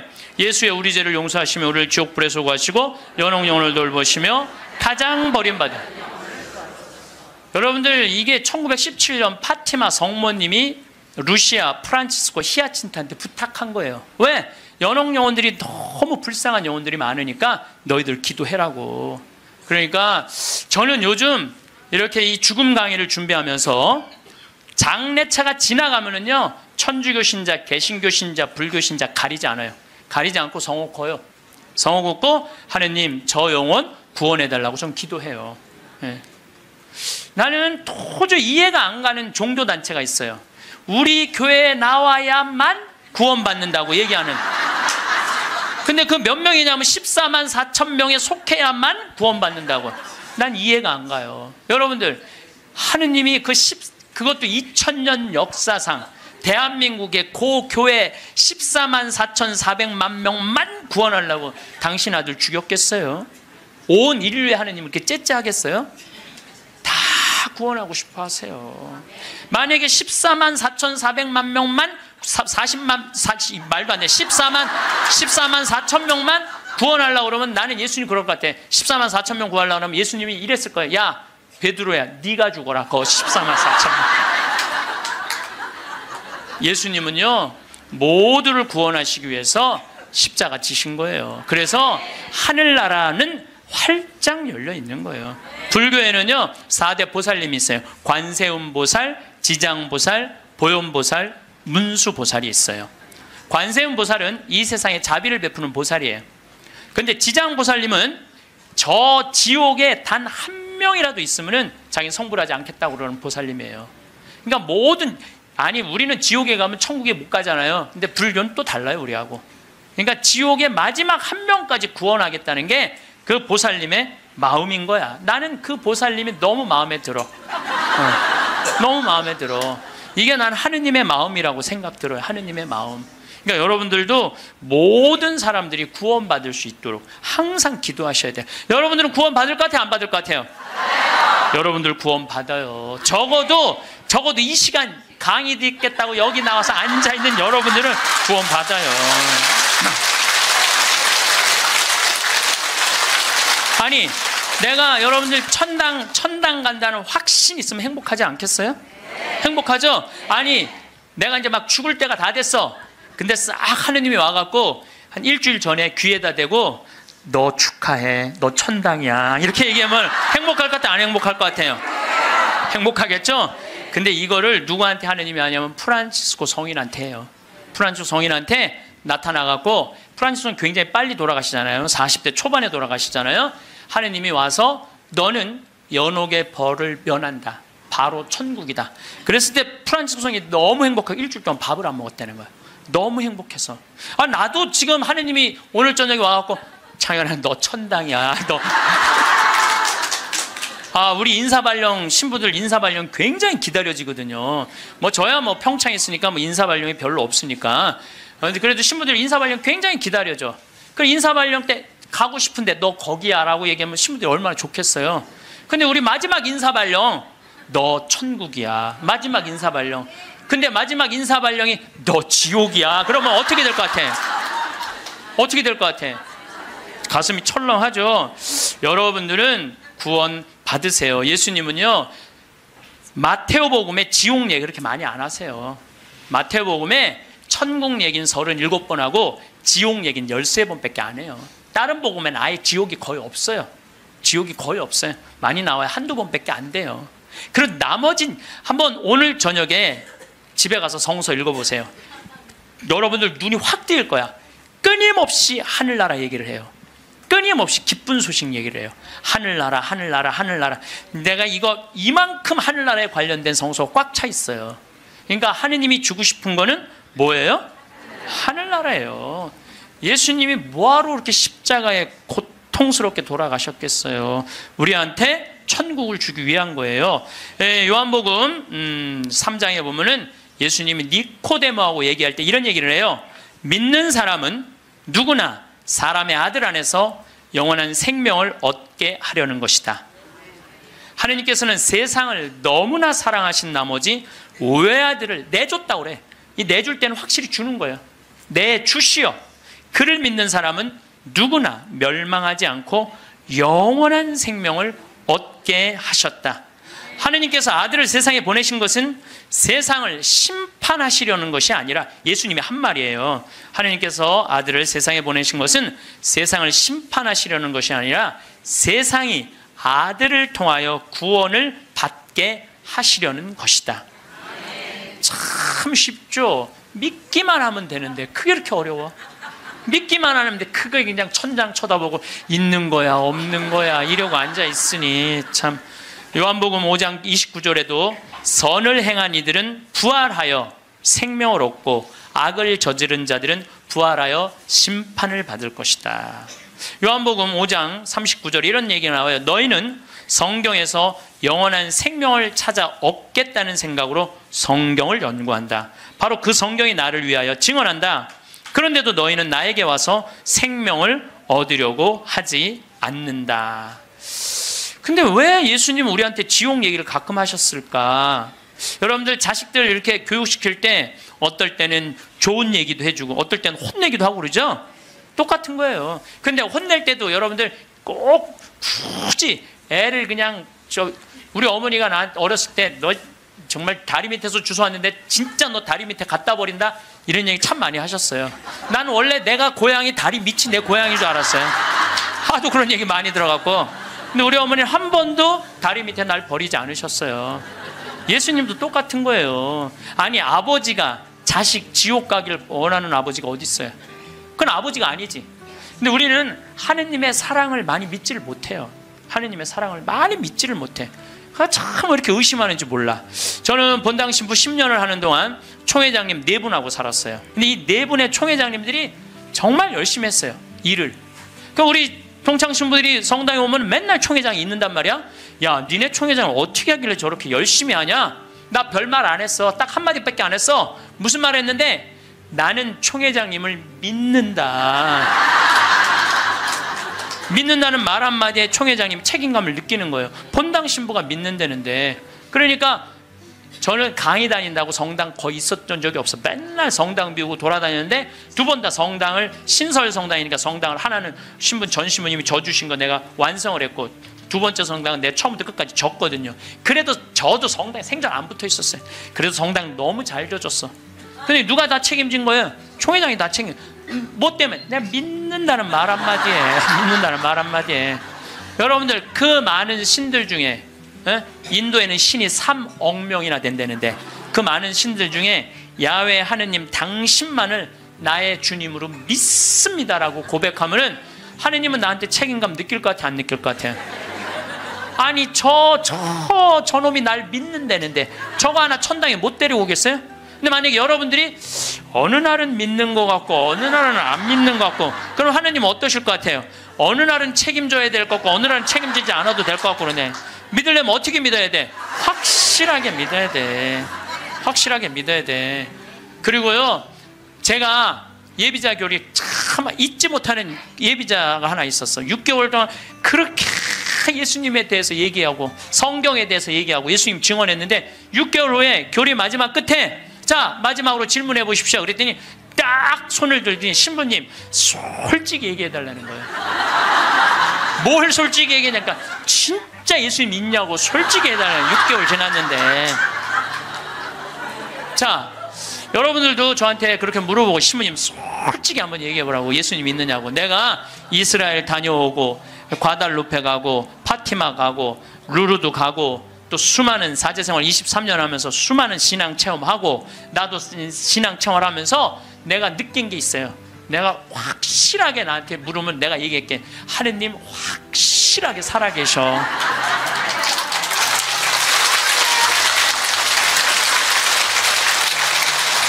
그런데 문제는 내 영혼의 상태 때문에 하느님을 느끼지 못하는 거예요. 하느님은 그냥 계셔. 근데 내 이놈의 영혼이 왔다 갔다 하는 거지. 하느님이 있다 없다 하는 게 아니야. 내 마음 안에 신앙이 있다 없다 하는 거지. 하느님은 그냥 그대로 그 자리에 계셔. 내가 깨어서 기도하고 주님을 끊임없이 찾고 주님께 찬양을 드리고 감사를 드리면요, 주님은 응답해 주세요. 근데 혼자 그냥 방구석에 갖고 있는 거야 없는 거야 이러면은요, 아무리 대답해 주고 싶어도 방구석에서 나와야지. 근데 여기 지금 나와 있는 분들은 대답을 듣잖아요.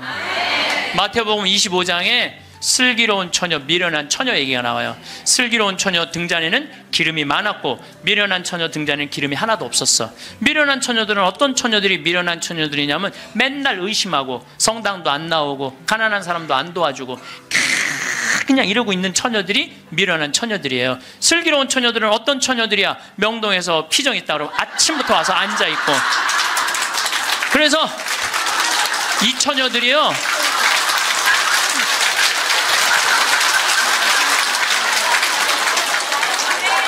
이 처녀들이 기름 종지에 기름이 많은 처녀들이에요. 여러분들이 이웃에게 복음을 선포하고 참된 삶의 길, 진리의 길을 가르쳐주는 거 기름 한 방울 모으는 일이에요. 성교회는 어느 누구도 개인이 지옥에 떨어졌다고 단정 짓지 말라는 거예요. 단정 짓지 말라. 하다못해 어떤 부인이 남편이 다리에서 뛰어내려서 죽었어. 자살을 했어. 너무 슬퍼. 매일매일 우는 거야. 내가 이건 정말 책에서 내가 읽은 거예요. 요한 마리 비안네 신부님한테 찾아간 거예요. 신부님, 천주교에서는 자살하면은 지옥에 간다는데 우리 남편은 그 다리에서 뛰어내려 죽었는데 어떻게 하면 좋으냐고. 근데 이 요한 마리아 비안네 신부님이 내 속을 뻥 뚫리는 얘기를 했어요. 그 신부님이 뭐라고 그랬냐면 그 부인한테 걱정하지 마라. 당신 남편 지옥 안 갔다. 무슨 소리냐. 지옥에 간다는데 그 다리 밑에서 강까지 떨어지는데 시간이 굉장히 오래 걸린다는 거예요. 떨어지는 사이에 회개를 했다는 거예요. 웃을 일이 아니에요. 아니 내가 왜 말만 하면 웃어.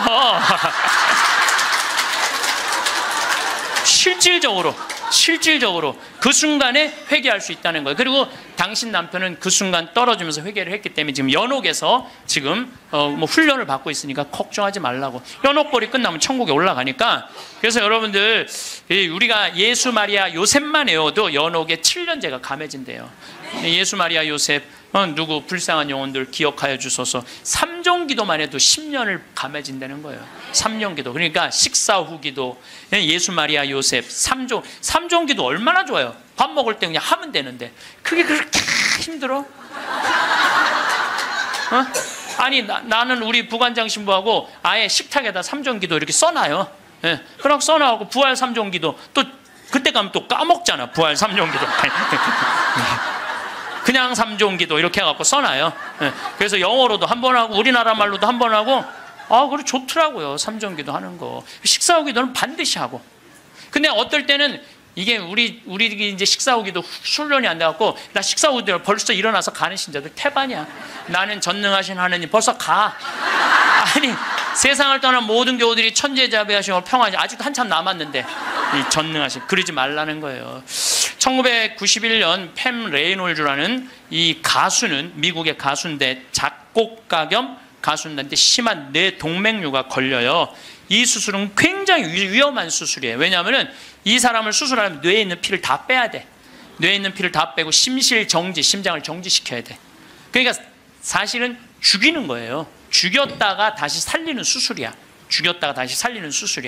그런데 이 사람이 97년에 수술을 해. 애리조나 대학에서. 이때 지금은 죽음 이후의 세계에 대한 연구가 미국이 너무 많이 해요. 100개 대학에서 연구를 하고 있어요. 지금 우리나라만 지금 죽음 이후에 대한 관심이 없지, 미국엔요 그런 책, 뭐 애프터 라이프, 뭐 죽음 이후의 세계, 뭐 너무너무 책이 많아요.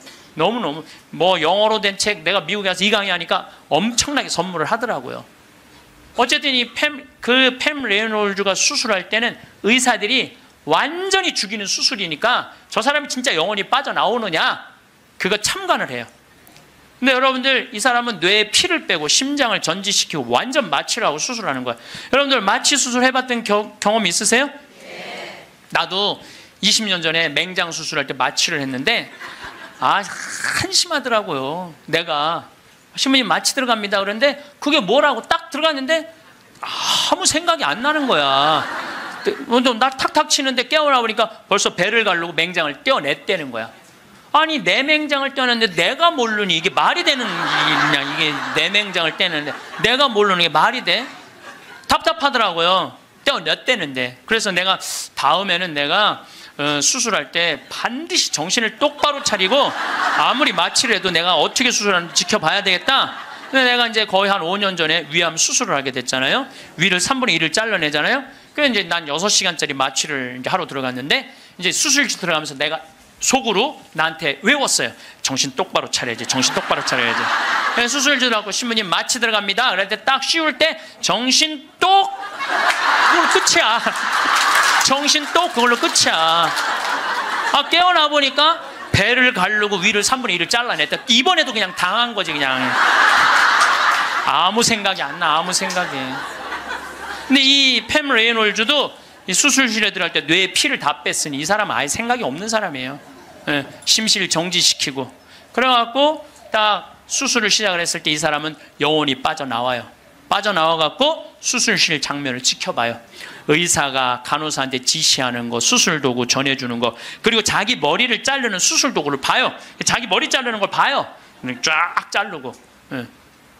내가 이제 죽었구나. 그래갖고 이 팸 레이놀즈는 건물, 이제 병원 위로 올라가고 하늘나라 올라가는데 자기 할머니가 목소리가 특이했대. 하늘나라에서 막 부르더래요. 오라고, 오라고. 하늘나라 올라가 보니까 자기 할머니가 있고 죽은 형제 친척들이 쫙 있더래요. 너무 아름다운 모습으로 빛을 내고. 그러니까 죽은 사람들 거의 공통적인 의견이에요. 근데 자기 기타를 가르쳐준 외삼촌이 넌 아직 키워야 되는 애도 있으니까 넌 가야 된다고. 난 가기 싫다. 이거 너무 좋다. 가라. 가기 싫다. 그러면서 실갱이를 하는데 삼촌이 확 미는데 수술이 끝난 거예요. 깬 거죠. 살아 돌아온 거죠. 근데 이 사람은 놀랍게도 참관한 의사들한테 의사들 배치를 다 얘기를 해줘요. 어떤 의사가 어느 자리에 있었고, 수술 도구는 여러분들 우리들이 수술하러 들어갈 때요 절대 수술 도구를 개봉을 안 해요. 오염될까봐, 감염될까봐. 그래갖고 의사들이 완전하게 다 방지를 하고 이 사람 마취 끝나고 난 다음에 수술 도구를 다 꺼내요. 그러니까 우리들은 수술 도구를 어떻게 생겼는지 몰라. 수술실에 들어간 사람 알아요, 몰라요? 모르죠? 근데 자기 머리 자른 거, 전동기, 칫솔같이 생긴 것까지 다 설명을 하는 거야. 다. 너무너무 놀라운 거죠. 그러니까 이게 여러분들 이런 연구를요 하버드 대학, 예일 대학, 뭐 사우스햄프턴 세계 최고의 대학들이 연구를 하는 거예요. 그냥 내가 무슨 뭐 무당하고 만나갖고 그냥 대충 얘기하는 게, 짜고 얘기하는 게 아니고 이건 뭐 논문으로 나오는 내용들을 여러분들한테 전해주는 거예요. 여러분들은 바쁘니까 책 읽을 시간이 없잖아. 내가 대신 읽어갖고 다 지금 전해주는 거예요. 네. 네. 미키라는 시각 장애자는 앞이 안 보이는 사람이야. 앞이 안 보이는 사람인데 이 미키는 18살, 우리나라는 20살인데 교통사고로 죽어요. 근데 이 사람은 태어나서부터 앞이 안 보이던 사람이야. 그러니까 하얀색이 뭔지, 까만색이 뭔지, 빨간색이 뭔지 아무리 설명을 해줘도 모르죠. 태어나서부터 앞이 안 보이니까. 나무가 어떻게 생겼는지 뭐 설명을 해줘도 상상을 하지 꽃이 어떻게 생겼는지 알 수가 없잖아요. 근데 이 사람이 교통사고로 죽어요. 죽어서 딱 수술실에 들어갔는데 자기 몸을 처음으로 봐요. 반지를 보고 자기인 걸 알아요. 내가 저렇게 생겼구나. 머리 모양을 보고 내가 저렇게 생겼구나. 그리고 죽어서 하늘나라로 올라가는데 빨주노초 파남보를 다 보는 거야. 너무 아름다운 빨주노초, 온갖 아름다운 꽃, 새, 나무를 보는 거예요. 그러고 하늘나라에서 너무너무 행복하게 있는데 수술해서 살려낸 거야. 육신을 살려내면 돌아와야 된다고 그랬잖아요. 돌아온 거예요. 돌아왔는데도 이 사람은 어떤 거야? 역시 앞이 안 보이는 거죠. 역시 앞이 안 보이는. 근데 역시 앞이 안 보이는데도 이 사람은 모든 색깔을 너무 정확하게 설명을 하는 거예요. 모든 색깔. 나무는 어떻게 생겼고 꽃은 어떻게 생겼고. 이 미키라는 사람도 굉장히 중요한 연구 대상자가 돼요. 연구 대상. 왜냐하면 아예 시각 장애자인데 모든 색깔에 대한 설명을 너무 잘하는 거야. 한 번도 색깔을 본 적이 없는 사람인데.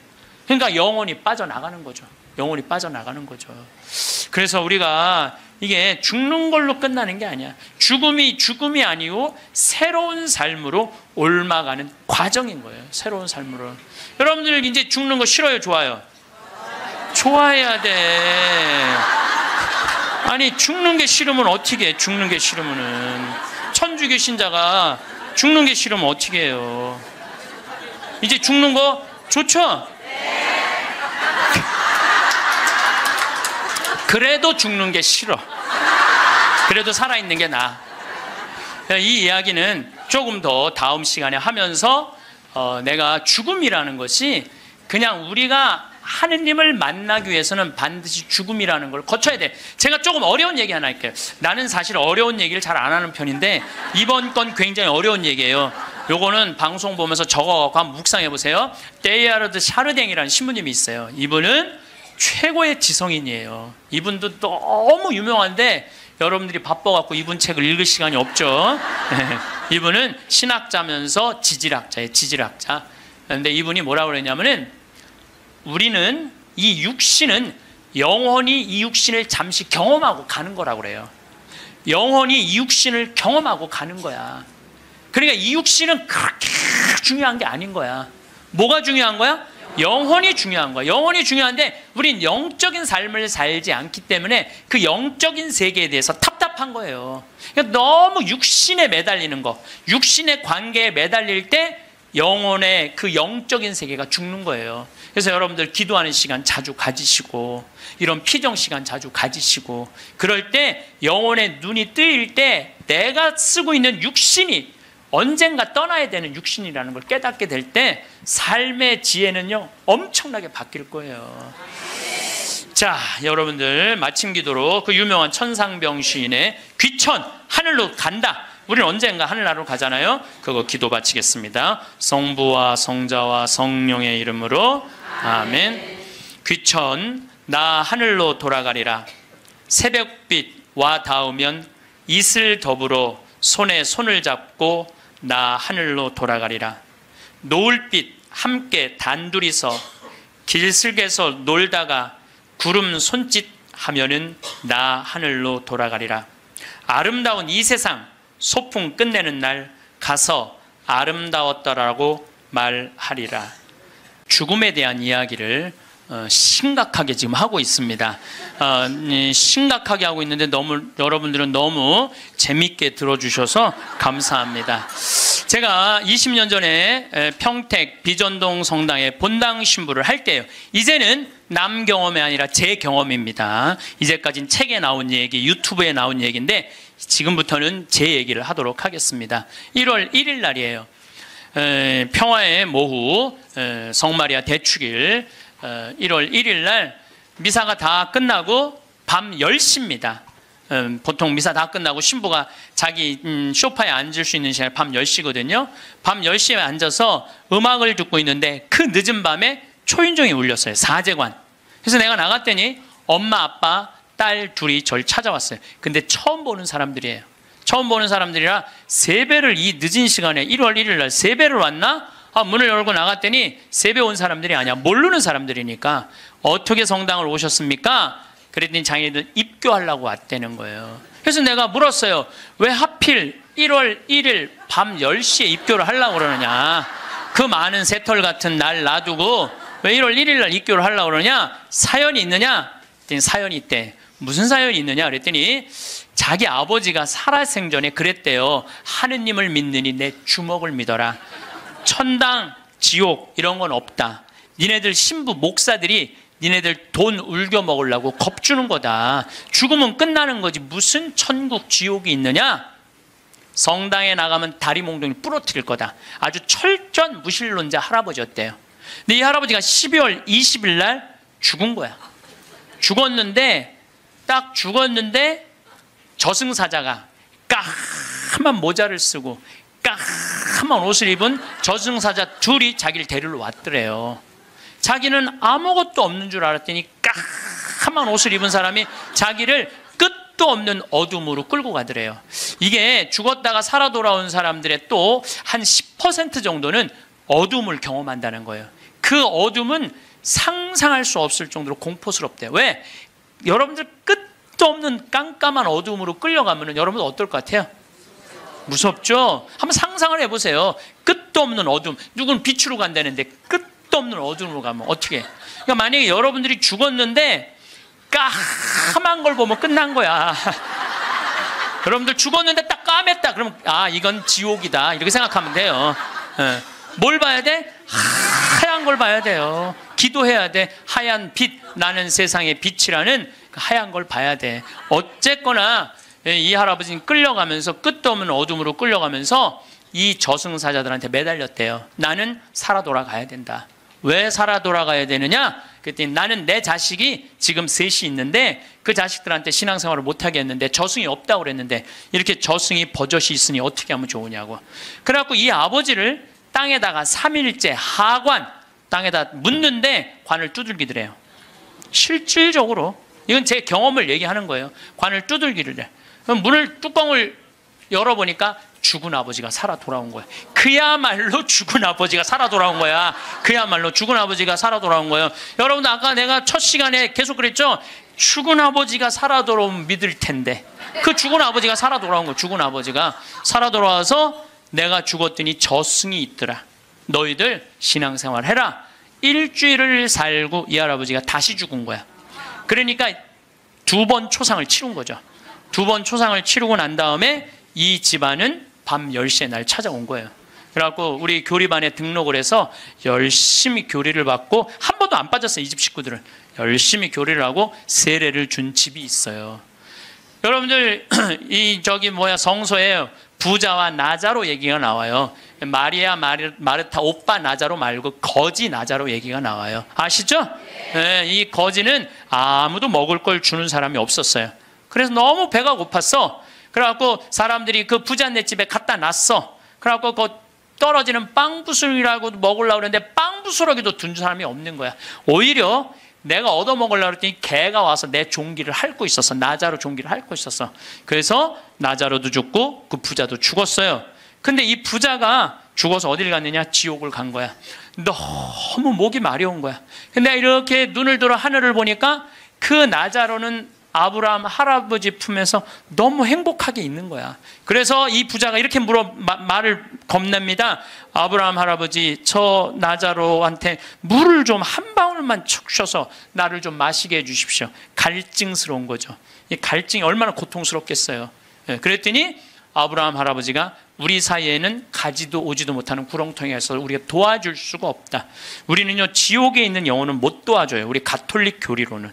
연옥에 있는 영혼은 도와줘도 지옥에 있는 영혼은 못 도와줘요. 가지도 오지도 못한. 또 이런 말을 합니다. 내가 생각했던 천주교는 이게 아닌데 왜 평화가 없을까? 신부님한테 실망하고 교우들한테 실망하고 자꾸 상처를 입는단 말이야.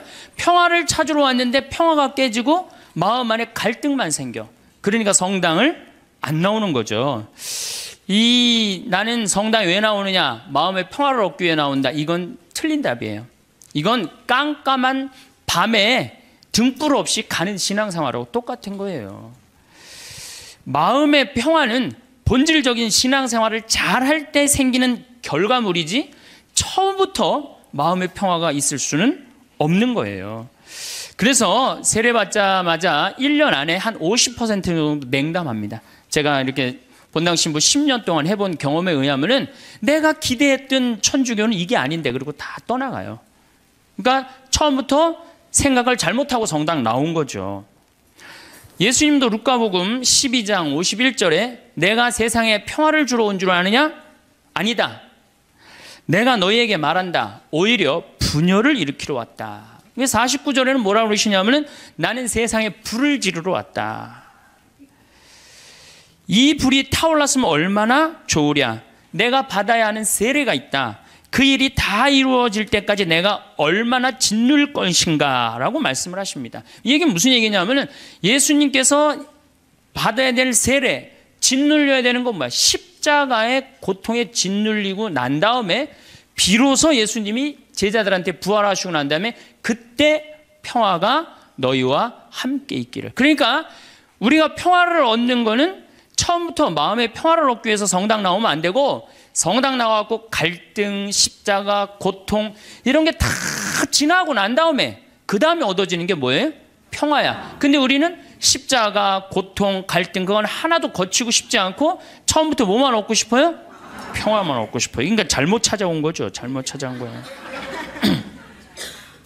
여러분들이 정말로 마음의 평화를 찾고 싶으면은 성당에 나오면 안 돼요. 성당에 나오면요 평화가 깨져요. 많이 깨집니다. 참아야 되고 인내해야 되고, 그렇죠? 그냥 이 가정 이혼을 그냥 하고 싶은데도 어떻게 돼? 성당 나가갖고 못해갖고 얼마나 괴로워요. 이게 목에 가시처럼 걸려 있잖아. 예? 그러니까 성당 나오면은 평화가 있는 건 아니에요. 성당 나오면 예수님 말씀대로 분열, 불이 일어나지 평화가 이루어지는 것은 절대 아닙니다. 그래서 여러분들 성당에 왜 나오십니까? 마음의 평화를 얻기 위해서. 절대 그런 생각하지 마세요. 성당 열심히 다니면 다닐수록 평화는 깨진다.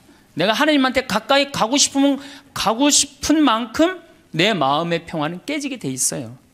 그러니까 여러분들 주위에서 입교시킬 때 성당 나와봐. 마음 무지하게 편하네. 성당이 얼마나 마음에 평화로운데 이렇게 선교하는 거는 절대 하면 안 돼요. 성당 나와봐. 정말로 죽을 만큼 힘들 거야. 그 세례를 다 겪고 난 다음에, 예수님이 그 십자가의 고통을 겪고 난 다음에 평화가 생겼듯이 자매도 이 세상 모든 걸 버리고 하느님의 아들로 딸로 태어나는 데 시간이 걸린다. 그 전까지는 평화가 없다. 그렇게 선교를 해야지. 이건 뭐 살살 꼬시는 것도 아니고 사기치는 것도 아니고, 성당 나오면 평화로워. 평화롭긴 뭐가 평화로워요. 성당 나오면 안 나가던 주일도 나가야 되고 해야 되는 묵주기도도 해야 되고, 얼마나 옛날에 막 승질 부르고 그랬는데 성당 다니면 참아야 되고, 평화롭지 않아요. 한국 천주교 첫 번째 교리책 천주교 요리 문답 320개 항목이 있어요. 옛날부터 성당 다니셨던 분들 뭐라고 그래요? 첫 1조가 사람이 무엇을 위하여 세상에 낳느뇨. 그럼 뭐라고 그래? 천주를 알아? 공경하고 자기 영혼의 구원을 위하여 세상에 낳느니라. 그러니까 내가 성당 나오는 이유는 하느님을 공경하기 위해서 나오는 거예요. 내 평화를 얻기 위한 게 아니라 누구를 위해서 나오는 거야? 하느님께 경배드리기 위해서 성당 나오는 거지, 내 평화를 얻기 위해서 나오는 거 아니에요. 두 번째로는 내 영혼의 구원을 얻기 위한 거예요. 신부님, 이 성당 나와서 하느님한테 경배드리려면 뭐하러 나옵니까? 이거 너무 하느님 중심 아닙니까? 이렇게 생각하는 유혹에 현대인들은 많이 빠져 있어요. 그렇죠? 하느님 뭘 공경하고 경배해. 내가 일단 행복해야 되는데, 이런 유혹에 빠져 있어요. 근데 사실은 우리는 지금 은총 속에서 살고 있어요. 은총 속에서. 여러분들 공기가 만들어지는데 몇 년의 세월이 걸렸을 것 같아요? 40억 년의 세월이 걸렸어요. 40억 년 동안 우리가 마실 수 있는 공기가 여건이 조성되는데 몇 년이 걸려? 40억 년이 걸린 거예요. 그 40억 년 동안 정성 들여갖고 이렇게 공기가 온 지구에 가득 차고 난 다음에 생명이 아주 이 지구에서 꿈틀거렸거든요. 그러면 이 소중한 공기를 우리가 마시면서 돈 냅니까 안 됩니까? 공짜로 마시죠? 얼마나 감사해요. 얼마나 감사해요. 하늘에서 빈님 돈 1,000억 내면 내려줘요? 공짜로 내려주세요 안 내려주세요? 공짜로 내려주시잖아요. 얼마나 감사해. 햇빛, 만물을 키워내는 햇빛, 요즘 가을 햇빛 참 기가 막히게 좋죠. 막 우리 평창의 들판에 정말로 벼들이 막 있고 있어요. 그 햇빛 공짜로 내려주세요 안 내려주세요? 내려주시죠? 여러분들이 길 다니는데 공짜로 다니세요, 안 다니세요? 땅 밟고 지나다니는데, 아니 지금 살아가는데 절대적으로 필요한 걸 이렇게 다 받고 있는데 우리가 그 하나님께 경배드리지 않는다면은 우리가 얼마나 욕심이 많은 거예요. 우리는 정말 하나님께 경배드리고 찬양 드려야 돼. 그런데 이게 점점 인간 중심의 세상이 되다 보니까 모든 게 인간 위주야. 하나님도 나중에 누구를 위해서 있어야 돼? 인간을 위해서 있어야 되고 나를 위해서 있어야 돼. 완전히 거꾸로 돼가는 판국이 이제 발생하는 거죠. 우리 인간이 받은 수많은 혜택에 대해서 감사와 찬양을 드리지 않는다면 지금 인간들이 저지르고 있는 전쟁, 폭력, 환경 재앙은 이건 계속 될 거예요. 우리는 하나님께 감사, 이게 겸손한 마음, 감사하는 마음을 지닐 때 자연도 보호되는 거예요. 우리 인간이 너무 건방져갖고 자연을 막 해치고 망가뜨리고 있는 거예요. 그래도 죄의식을 못 느끼는 건 하느님을 경배하는 마음, 하느님께 감사하는 마음, 내가 지금 받은 은총이 너무 많다는 사실, 이거를 깨닫지 못하고 너무 건방지고 도도하게 사는 거예요. 그런데 천주교 교우들이 하느님을 믿는 이유가 감사와 찬양을 드리기 위해 믿는 게 아니고 마음의 평화를 얻기 위해 믿는다면 결국 하느님도 내 마음의 평화를 위해서 있어 주어야 하는 존재로 전락하는 거예요. 그야말로 전락하는 거예요. 하느님이. 내가 하느님을 믿었는데 평화가 오기는커녕 가정에 분열이 일어나고 성당 다니는 삶이 자꾸 의무감으로 바뀌어요. 자꾸 의무감으로 바뀌어. 그래서 주일 미사도 이게 자꾸 걸려. 그냥 나가기 싫은데 억지로 나가는 경우가 있어요. 그렇죠, 여러분? 그런 경우 많죠. 오늘은 너무 나가기 싫고 좀 집에서 쉬고 싶은데 주일 미사를 또 안 나가면 고해성사 봐야 되니까 이놈의 거. 그러니까 점점 평화가 깨지는 거지. 그리고 이 천주교는 내 마음의 평화를 얻기 위한 거니까 내가 하느님한테 뭘 감사드리고 찬양드리기보다는 어떻게 하느냐면 자꾸 달라고 그래요. 이걸 주시고 저걸 주시고 맨날 뭘 이렇게 달라고 그래. 뭘 달라고. 개신교 교우들은 모이면은요 심하다 싶을 정도로 하느님 얘기뿐이에요. 개신교. 그래서 그분들은 대종상 타면 제일 먼저 누구한테 감사드린다고 그래? 하나님한테 감사드린다고 그랬죠. 그렇죠? 그리고 막 같이 뭐 메달 따고 그럼 다 같이 모여서 막 무릎 꿇고 기도해야 안 해요? 천주교 교우들 그런 거 봤어요? 나는 한 번도 들어본 적이 없어. 근데 이번에 김경화 선수가 탔고 동메달 따고 성호 거 때문에요. 특이한 천주교 교우예요. 방수현 선수 이후로 다시 탄생한 특이한 천주교 교우들이에요. 천주교회는 하느님을 믿는다면서도 하느님의 일은 뒤로 한 채 사람의 일만 더 걱정하는 경향이 굉장히 많아요. 여기 있는 분들 대부분이 하느님의 일 걱정하는 것보다 누구 일 더 걱정해요? 내 일. 여러분들 세계에서 선교사가 제일 많이 나가 있는 나라는 미국이에요. 모든 선교제 다 나가 있어요. 그 다음에 선교사가 많이 나가 있는 나라가 어느 나라냐? 우리나라 개신교회예요. 세계에서 두 번째예요. 우리 근데 천주교 교우들은 나가요, 안 나가요? 내가 알기로도 한 100명 이내도 안 돼요. 지금 외방선교회하고 또 뭐 몇몇 수도회 뭐 이런 수녀님들하고 거의 없어요. 그러니까 우리는 하느님의 일은 걱정하지 않고 무슨 일 걱정해? 사람의 일을 걱정하는 거예요. 예수님이 마태오복음에 이런 얘기를 해요. 예루살렘에 올라가시면서 내가 예루살렘에 올라가면 고난을 받을 것이다. 그리고 3일 만에 살아날 것이다. 그러니까 베드로가 뭐라 그러냐? 맙소사 주님. 그런 일은 주님께 결코 일어나지 않을 것입니다. 하니까 예수님이 이런 말씀을 하세요. 사탄아, 내게서 물러가라. 너는 나에게 걸림돌이다. 너는 하느님의 일은 생각하지 않고 사람의 일만 생각하는구나. 여러분들 하느님 믿는다면서 내가 하느님의 일을 더 많이 걱정해요? 사람의 일을 더 걱정해요? 사람이 솔직해서 좋습니다. 마음의 평화를 얻기 위해 신앙생활을 하시는 분들은 하느님의 일을 생각하기보다는 사람의 일을. 그러니까 우리 천주교 교우들은 어떨 때 보면 이게 믿는 집단인지 아니면 친목 집단인지 헷갈릴 때가 많아요. 믿는 집단인지 친목 집단인지 헷갈릴 때가 많아요. 이 심지어 주일학교 애들 여름 신앙학교 할 때도 보면은 아주 슬퍼요. 우리 평창에 모래내 교회가 3년 동안 왔어요. 모래내 개신교회가 3년 동안 왔는데 내가 이제 바빠갖고 전도사님을 계속 못 만났는데 3년째 내가 전도사님을 만나서 아유 우리 집에 이렇게 3년 때 오는데 어떻게 재밌으셨냐고 그랬더니 그 전도사님 하시는 말씀이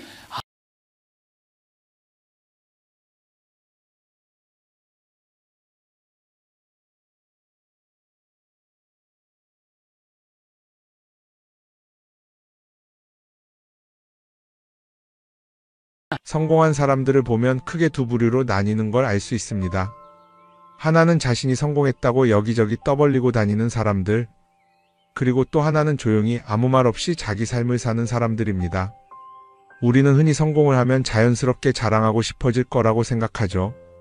좋은 차를 사고 비싼 시계를 차고 SNS에 멋진 사진을 올리고 싶을 겁니다. 왜냐하면 그렇게 하면 남들이 나를 더 인정해 줄 거라고 믿으니까요. 하지만 현실은 그렇지 않습니다. 오히려 진짜 성공한 사람들은 그렇게 행동하지 않습니다. 왜냐하면 보여줄 필요가 없기 때문입니다. 돈이 많다고 높은 자리에 있다고 유명하다고 해서 굳이 그걸 드러낼 필요는 없습니다. 그걸 아는 사람들은 이미 알고 있고 모르는 사람들은 알 필요가 없죠. 그런데도 굳이나 성공했다고 떠드는 사람들이 있습니다. 그런 사람들은 왜 그럴까요? 간단합니다. 그 사람들은 사실 그렇게까지 성공한 게 아니기 때문입니다. 우리는 종종 SNS에서 성공한 사람들을 봅니다. 해외여행을 가고 고급 레스토랑에서 밥을 먹고 멋진 차를 타고 다니는 모습? 그런데 가만히 보면 그런 걸 보여주는 사람들은 언제나 뭔가를 팔고 있습니다. 강의를 팔든 자기 브랜드를 홍보하든 아니면 단순히 자기 자존감을 유지하려고 하든 간에 결국 목적이 있는 거죠. 진짜 부자들은 그렇게 하지 않습니다. 오히려 조용히 아무도 모르게 자기 일을 합니다. 왜냐하면 자랑해서 얻을 게 없기 때문입니다. 오히려 괜히 잘난 척했다가 사람들에게 이용당하거나 시기와 질투를 받거나 쓸데없는 오해를 사는 게 더 피곤합니다. 이건 단순한 돈 이야기가 아닙니다. 사회적인 성공을 이룬 사람들도 마찬가지입니다. 진짜 실력 있는 사람들은 자기 실력을 굳이 떠벌리지 않습니다. 왜냐하면 그럴 필요가 없으니까요. 자기 분야에서 최고라면 사람들이 먼저 알아서 찾아옵니다. 반대로 실력이 부족한 사람일수록 자기를 포장하려고 애씁니다. 우리가 흔히 듣는 말이 있죠. 빈수레가 요란하다. 이 말이 괜히 있는 게 아닙니다. 정말 내실이 있는 사람들은 굳이 시끄럽게 굴지 않습니다. 반대로 겉만 번지르르한 사람들은 자기가 얼마나 대단한지 떠들고 다닙니다. 이걸 좀 더 현실적인 예로 들어볼까요? 동창회에 나가면 꼭 이런 사람이 있습니다. 옛날에는 별거 아니었는데 갑자기 잘 됐다고 나타나서 자기가 얼마나 성공했는지 자랑하는 사람. 처음에는 다들 와 대단하다 하고 들어주지만 시간이 지나면 어떨까요? 대부분 속으로 이렇게 생각할 겁니다. 저 사람 뭐 저렇게까지 티를 내? 결국 그런 사람은 점점 멀어지게 됩니다. 반면에 정말 성공한 사람들은 조용합니다. 굳이 자기가 어떻게 살고 있는지 설명하지 않죠. 그런 사람들은 오히려 주변에서 먼저 알아보고 자연스럽게 존경을 받습니다. 그게 진짜 성공입니다. 그럼 우리는 어떻게 해야 할까요? 내가 뭔가를 이루었을 때 굳이 남들에게 알릴 필요가 있을까요? 물론 가까운 사람들에게 좋은 소식을 전하는 건 좋습니다. 하지만 굳이 모든 사람들에게 나 이렇게 잘 살고 있어요 하고 알릴 필요는 없습니다. 그런 행동은 결국 나에게 득이 되지 않습니다. 성공이라는 건 원래 조용한 겁니다. 내가 잘 되고 있으면 주변 사람들이 자연스럽게 알게 됩니다. 굳이 내가 말하지 않아도 내 행동과 태도에서 묻어나오게 되어 있습니다. 그러니 굳이 보여주려고 애쓰지 마세요. 오히려 그게 더 진짜 성공한 사람의 태도입니다. 사람은 사회적 동물이라고 하잖아요. 혼자 살아갈 수 없고 결국 사람과의 관계 속에서 기쁨도 얻고 때로는 상처도 받습니다. 그런데 한 가지 생각해 볼 게 있어요. 우리가 정말 인간관계가 필요해서 맺고 있는 걸까요? 아니면 그냥 그래야 한다고 배워서 어쩔 수 없이 유지하고 있는 걸까요? 어릴 땐 친구 많으면 좋다고 하죠. 사회생활에서도 인맥이 중요하다는 말을 많이 합니다. 그런데 정작 주변을 보면요. 인간관계가 넓은 사람일수록 스트레스를 더 많이 받아요. 전화벨이 울릴 때마다 이번엔 또 무슨 부탁일까 싶고 단체 채팅방에서 메시지가 올 때마다 이걸 또 어떻게 대답해야 하나 고민하죠. 관계가 많아질수록 책임과 피로도 함께 늘어나는 겁니다. 어떤 사람들은 인간관계를 줄이면 외롭지 않겠냐고 해요. 그런데 가만히 생각해보면 진짜 외로움을 느끼는 순간이 언제인지 아세요? 오히려 불필요한 인간관계 속에 있을 때입니다. 같이 밥을 먹고 얘기를 나누는데도 뭔가 허전하고 대화가 컥 돌고 속마음을 나누지도 못할 때, 그럴 때 우리가 더 외롭다고 느끼죠. 그렇다고 당장 인간관계를 다 끊어버릴 순 없겠죠. 하지만 적어도 내가 정말 소중하게 여겨야 할 관계와 그냥 관성적으로 유지하는 관계는 구분할 필요가 있습니다. 예를 들어 매번 나한테 부탁만 하고 정작 내가 어려울 땐 연락 한 번 없는 사람. 내가 실수하면 뒷담화를 하면서 내 앞에서는 웃는 사람. 이런 관계를 굳이 계속 이어갈 이유가 있을까요? 가끔은 이런 경험도 있을 거예요. 우연히 어떤 사람과 친해졌는데 만난 지 얼마 되지도 않았는데 너무 많은 걸 털어놓는 사람들 있죠. 자기 속사정부터 가족 문제, 직장 고민까지 쏟아내는 사람들. 이런 경우 두 가지일 가능성이 큽니다. 하나는 그냥 감정적으로 의존할 사람이 필요해서일 수도 있고 또 하나는 내가 믿을 만한 사람인지 떠보는 걸 수도 있어요. 어떤 경우든 이런 관계는 오래가기 어렵습니다. 사실 친밀함이라는 건 시간이 필요한 법이에요. 적당한 거리를 두고 천천히 서로를 알아가야 하는데 초반부터 급격하게 가까워진 관계는 쉽게 무너지는 경우가 많습니다.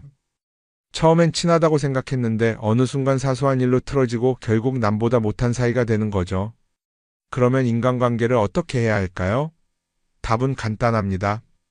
억지로 맺지 말고 굳이 유지하려고도 하지 않는 거예요. 내가 편한 관계라면 자연스럽게 이어질 것이고 그렇지 않다면 서서히 멀어질 겁니다. 그리고 그걸 억지로 붙잡지 않아도 괜찮습니다. 관계를 유지하는데 에너지를 쓰기보다는 정말 소중한 관계에 집중하는 게 더 낫지 않을까요? 어떤 사람은 내가 인간관계를 줄이면 나중에 나 혼자 남는 거 아니냐 걱정하기도 해요.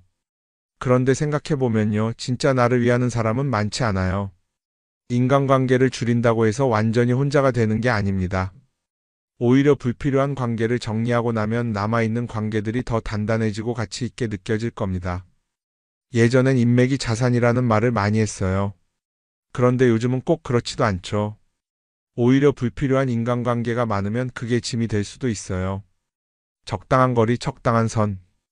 이걸 잘 지키는 게 결국엔 가장 편한 인간관계를 유지하는 방법 아닐까요? 한번 곰곰이 생각해 보세요.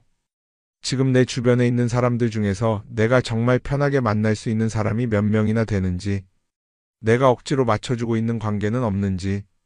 관계를 줄이면요, 외로워지는 게 아니라 오히려 더 자유로워집니다. 그리고 자유로워진 만큼 내 인생에서 정말 중요한 것에 집중할 수 있게 됩니다. 인간관계 너무 많은 걸 신경 쓰다 보면 정작 중요한 걸 놓칠 수 있어요. 그러니까 이제는 한 번쯤 정리해보는 것도 나쁘지 않을 겁니다. 사람들이 돈을 많이 벌고 싶어 하는 이유가 뭘까요? 단순히 돈이 많으면 좋으니까? 물론 그것도 있겠지만 사실 돈을 원하는 진짜 이유는 더 나은 삶을 살기 위해서겠죠. 그런데 문제는 돈을 많이 번다고 해서 반드시 삶이 나아지는 건 아니라는 겁니다. 오히려 더 많이 벌수록 더 많이 쓰게 되는 경우가 많아요. 가끔 이런 생각해 본 적 없으세요? 예전에는 돈이 지금보다 훨씬 적었는데 이상하게 그때가 더 여유로웠던 것 같다. 왜 그럴까요? 사실 우리가 원하는 건 돈 그 자체가 아니라 돈을 통해 얻을 수 있는 자유인데 돈을 벌면 벌수록 그 자유를 잃어버리는 경우가 많아요. 더 좋은 차, 더 좋은 집, 더 좋은 옷을 사면서 점점 더 많은 돈이 필요해지고 결국엔 돈을 벌기 위해 또다시 일해야 하는 악순환에 빠지게 되는 거죠. 한번 생각해 봅시다. 우리가 정말 필요해서 뭔가를 사는 경우가 얼마나 될까요? 필요해서라기보다는 남들이 가지고 있으니까, 없어 보이기 싫으니까, 혹은 그냥 기분 전환을 위해서 소비하는 경우가 훨씬 많아요. 그리고 그런 소비를 할 때마다 스스로 이렇게 합리화를 하죠. 이 정도는 나를 위한 투자야. 그런데 가만히 보면 그 소비가 진짜 나를 위한 소비인지 아니면 그냥 사회가 만든 기준에 끌려가고 있는 건지 헷갈릴 때가 많습니다. 예를 들어 예전에는 스마트폰 하나면 충분했는데 이제는 스마트워치도 있어야 하고 무선 이어폰도 필요하고 태블릿도 있어야 할 것 같고 하나를 사면 또 다른 무언가가 필요해지는 시기예요. 사실 이건 우리가 그렇게 만들어진 겁니다. 광고도 그렇고 SNS도 그렇고 자꾸 우리에게 이렇게 말하죠. 이걸 사야 더 행복해질 수 있어요. 그런데 정작 그걸 사고 나면 어때요? 처음 며칠은 좋죠. 그런데 시간이 지나면 또 다른 걸 사고 싶어져요. 왜냐하면 물건이 우리를 오래 행복하게 만들어주지는 않거든요. 특히 요즘은 SNS가 이런 소비 심리를 더 부추기는 것 같아요. 예전에는 친구들끼리 만나서 나 새로 샀어 하고 자랑하는 게 전부였는데 이제는 SNS에 올리면서 전 세계 사람들에게 보여주잖아요. 그러다 보니까 남들도 다 뭔가를 사서 올리고 나도 따라해야 할 것 같은 기분이 드는 거예요. 그런데 중요한 건 그 사람들도 사실은 나와 똑같은 기분이라는 겁니다. 내가 남을 부러워하는 만큼 나도 누군가에게 부러움을 사려고 애쓰고 있는 거죠. 결국 끝없는 비교와 소비 속에서 진짜 중요한 걸 놓치게 되는 겁니다. 한번 이렇게 생각해보면 어떨까요? 만약 내가 지금부터 딱 1년 동안 불필요한 소비를 하지 않는다면 내 삶이 어떻게 변할까? 아마 처음에는 답답할 수도 있어요. 사고 싶었던 걸 참아야 하니까. 그런데 그걸 몇 번 참고 나면 어느 순간 깨닫게 될 겁니다. 내가 굳이 이걸 안 사도 괜찮네? 그렇게 불필요한 소비가 줄어들면 자연스럽게 돈이 쌓이겠죠. 그런데 돈이 쌓이는 것보다 더 중요한 게 있어요. 바로 마음의 여유가 생긴다는 겁니다. 돈을 쓰지 않는다고 해서 불행해지는 게 아니라 오히려 소비로부터 자유로워지면서 진짜 행복을 찾을 수 있어요. 물론 이걸 실천하는 게 쉽지는 않겠죠. 우리 주변에는 소비를 부추기는 것들이 너무 많으니까요.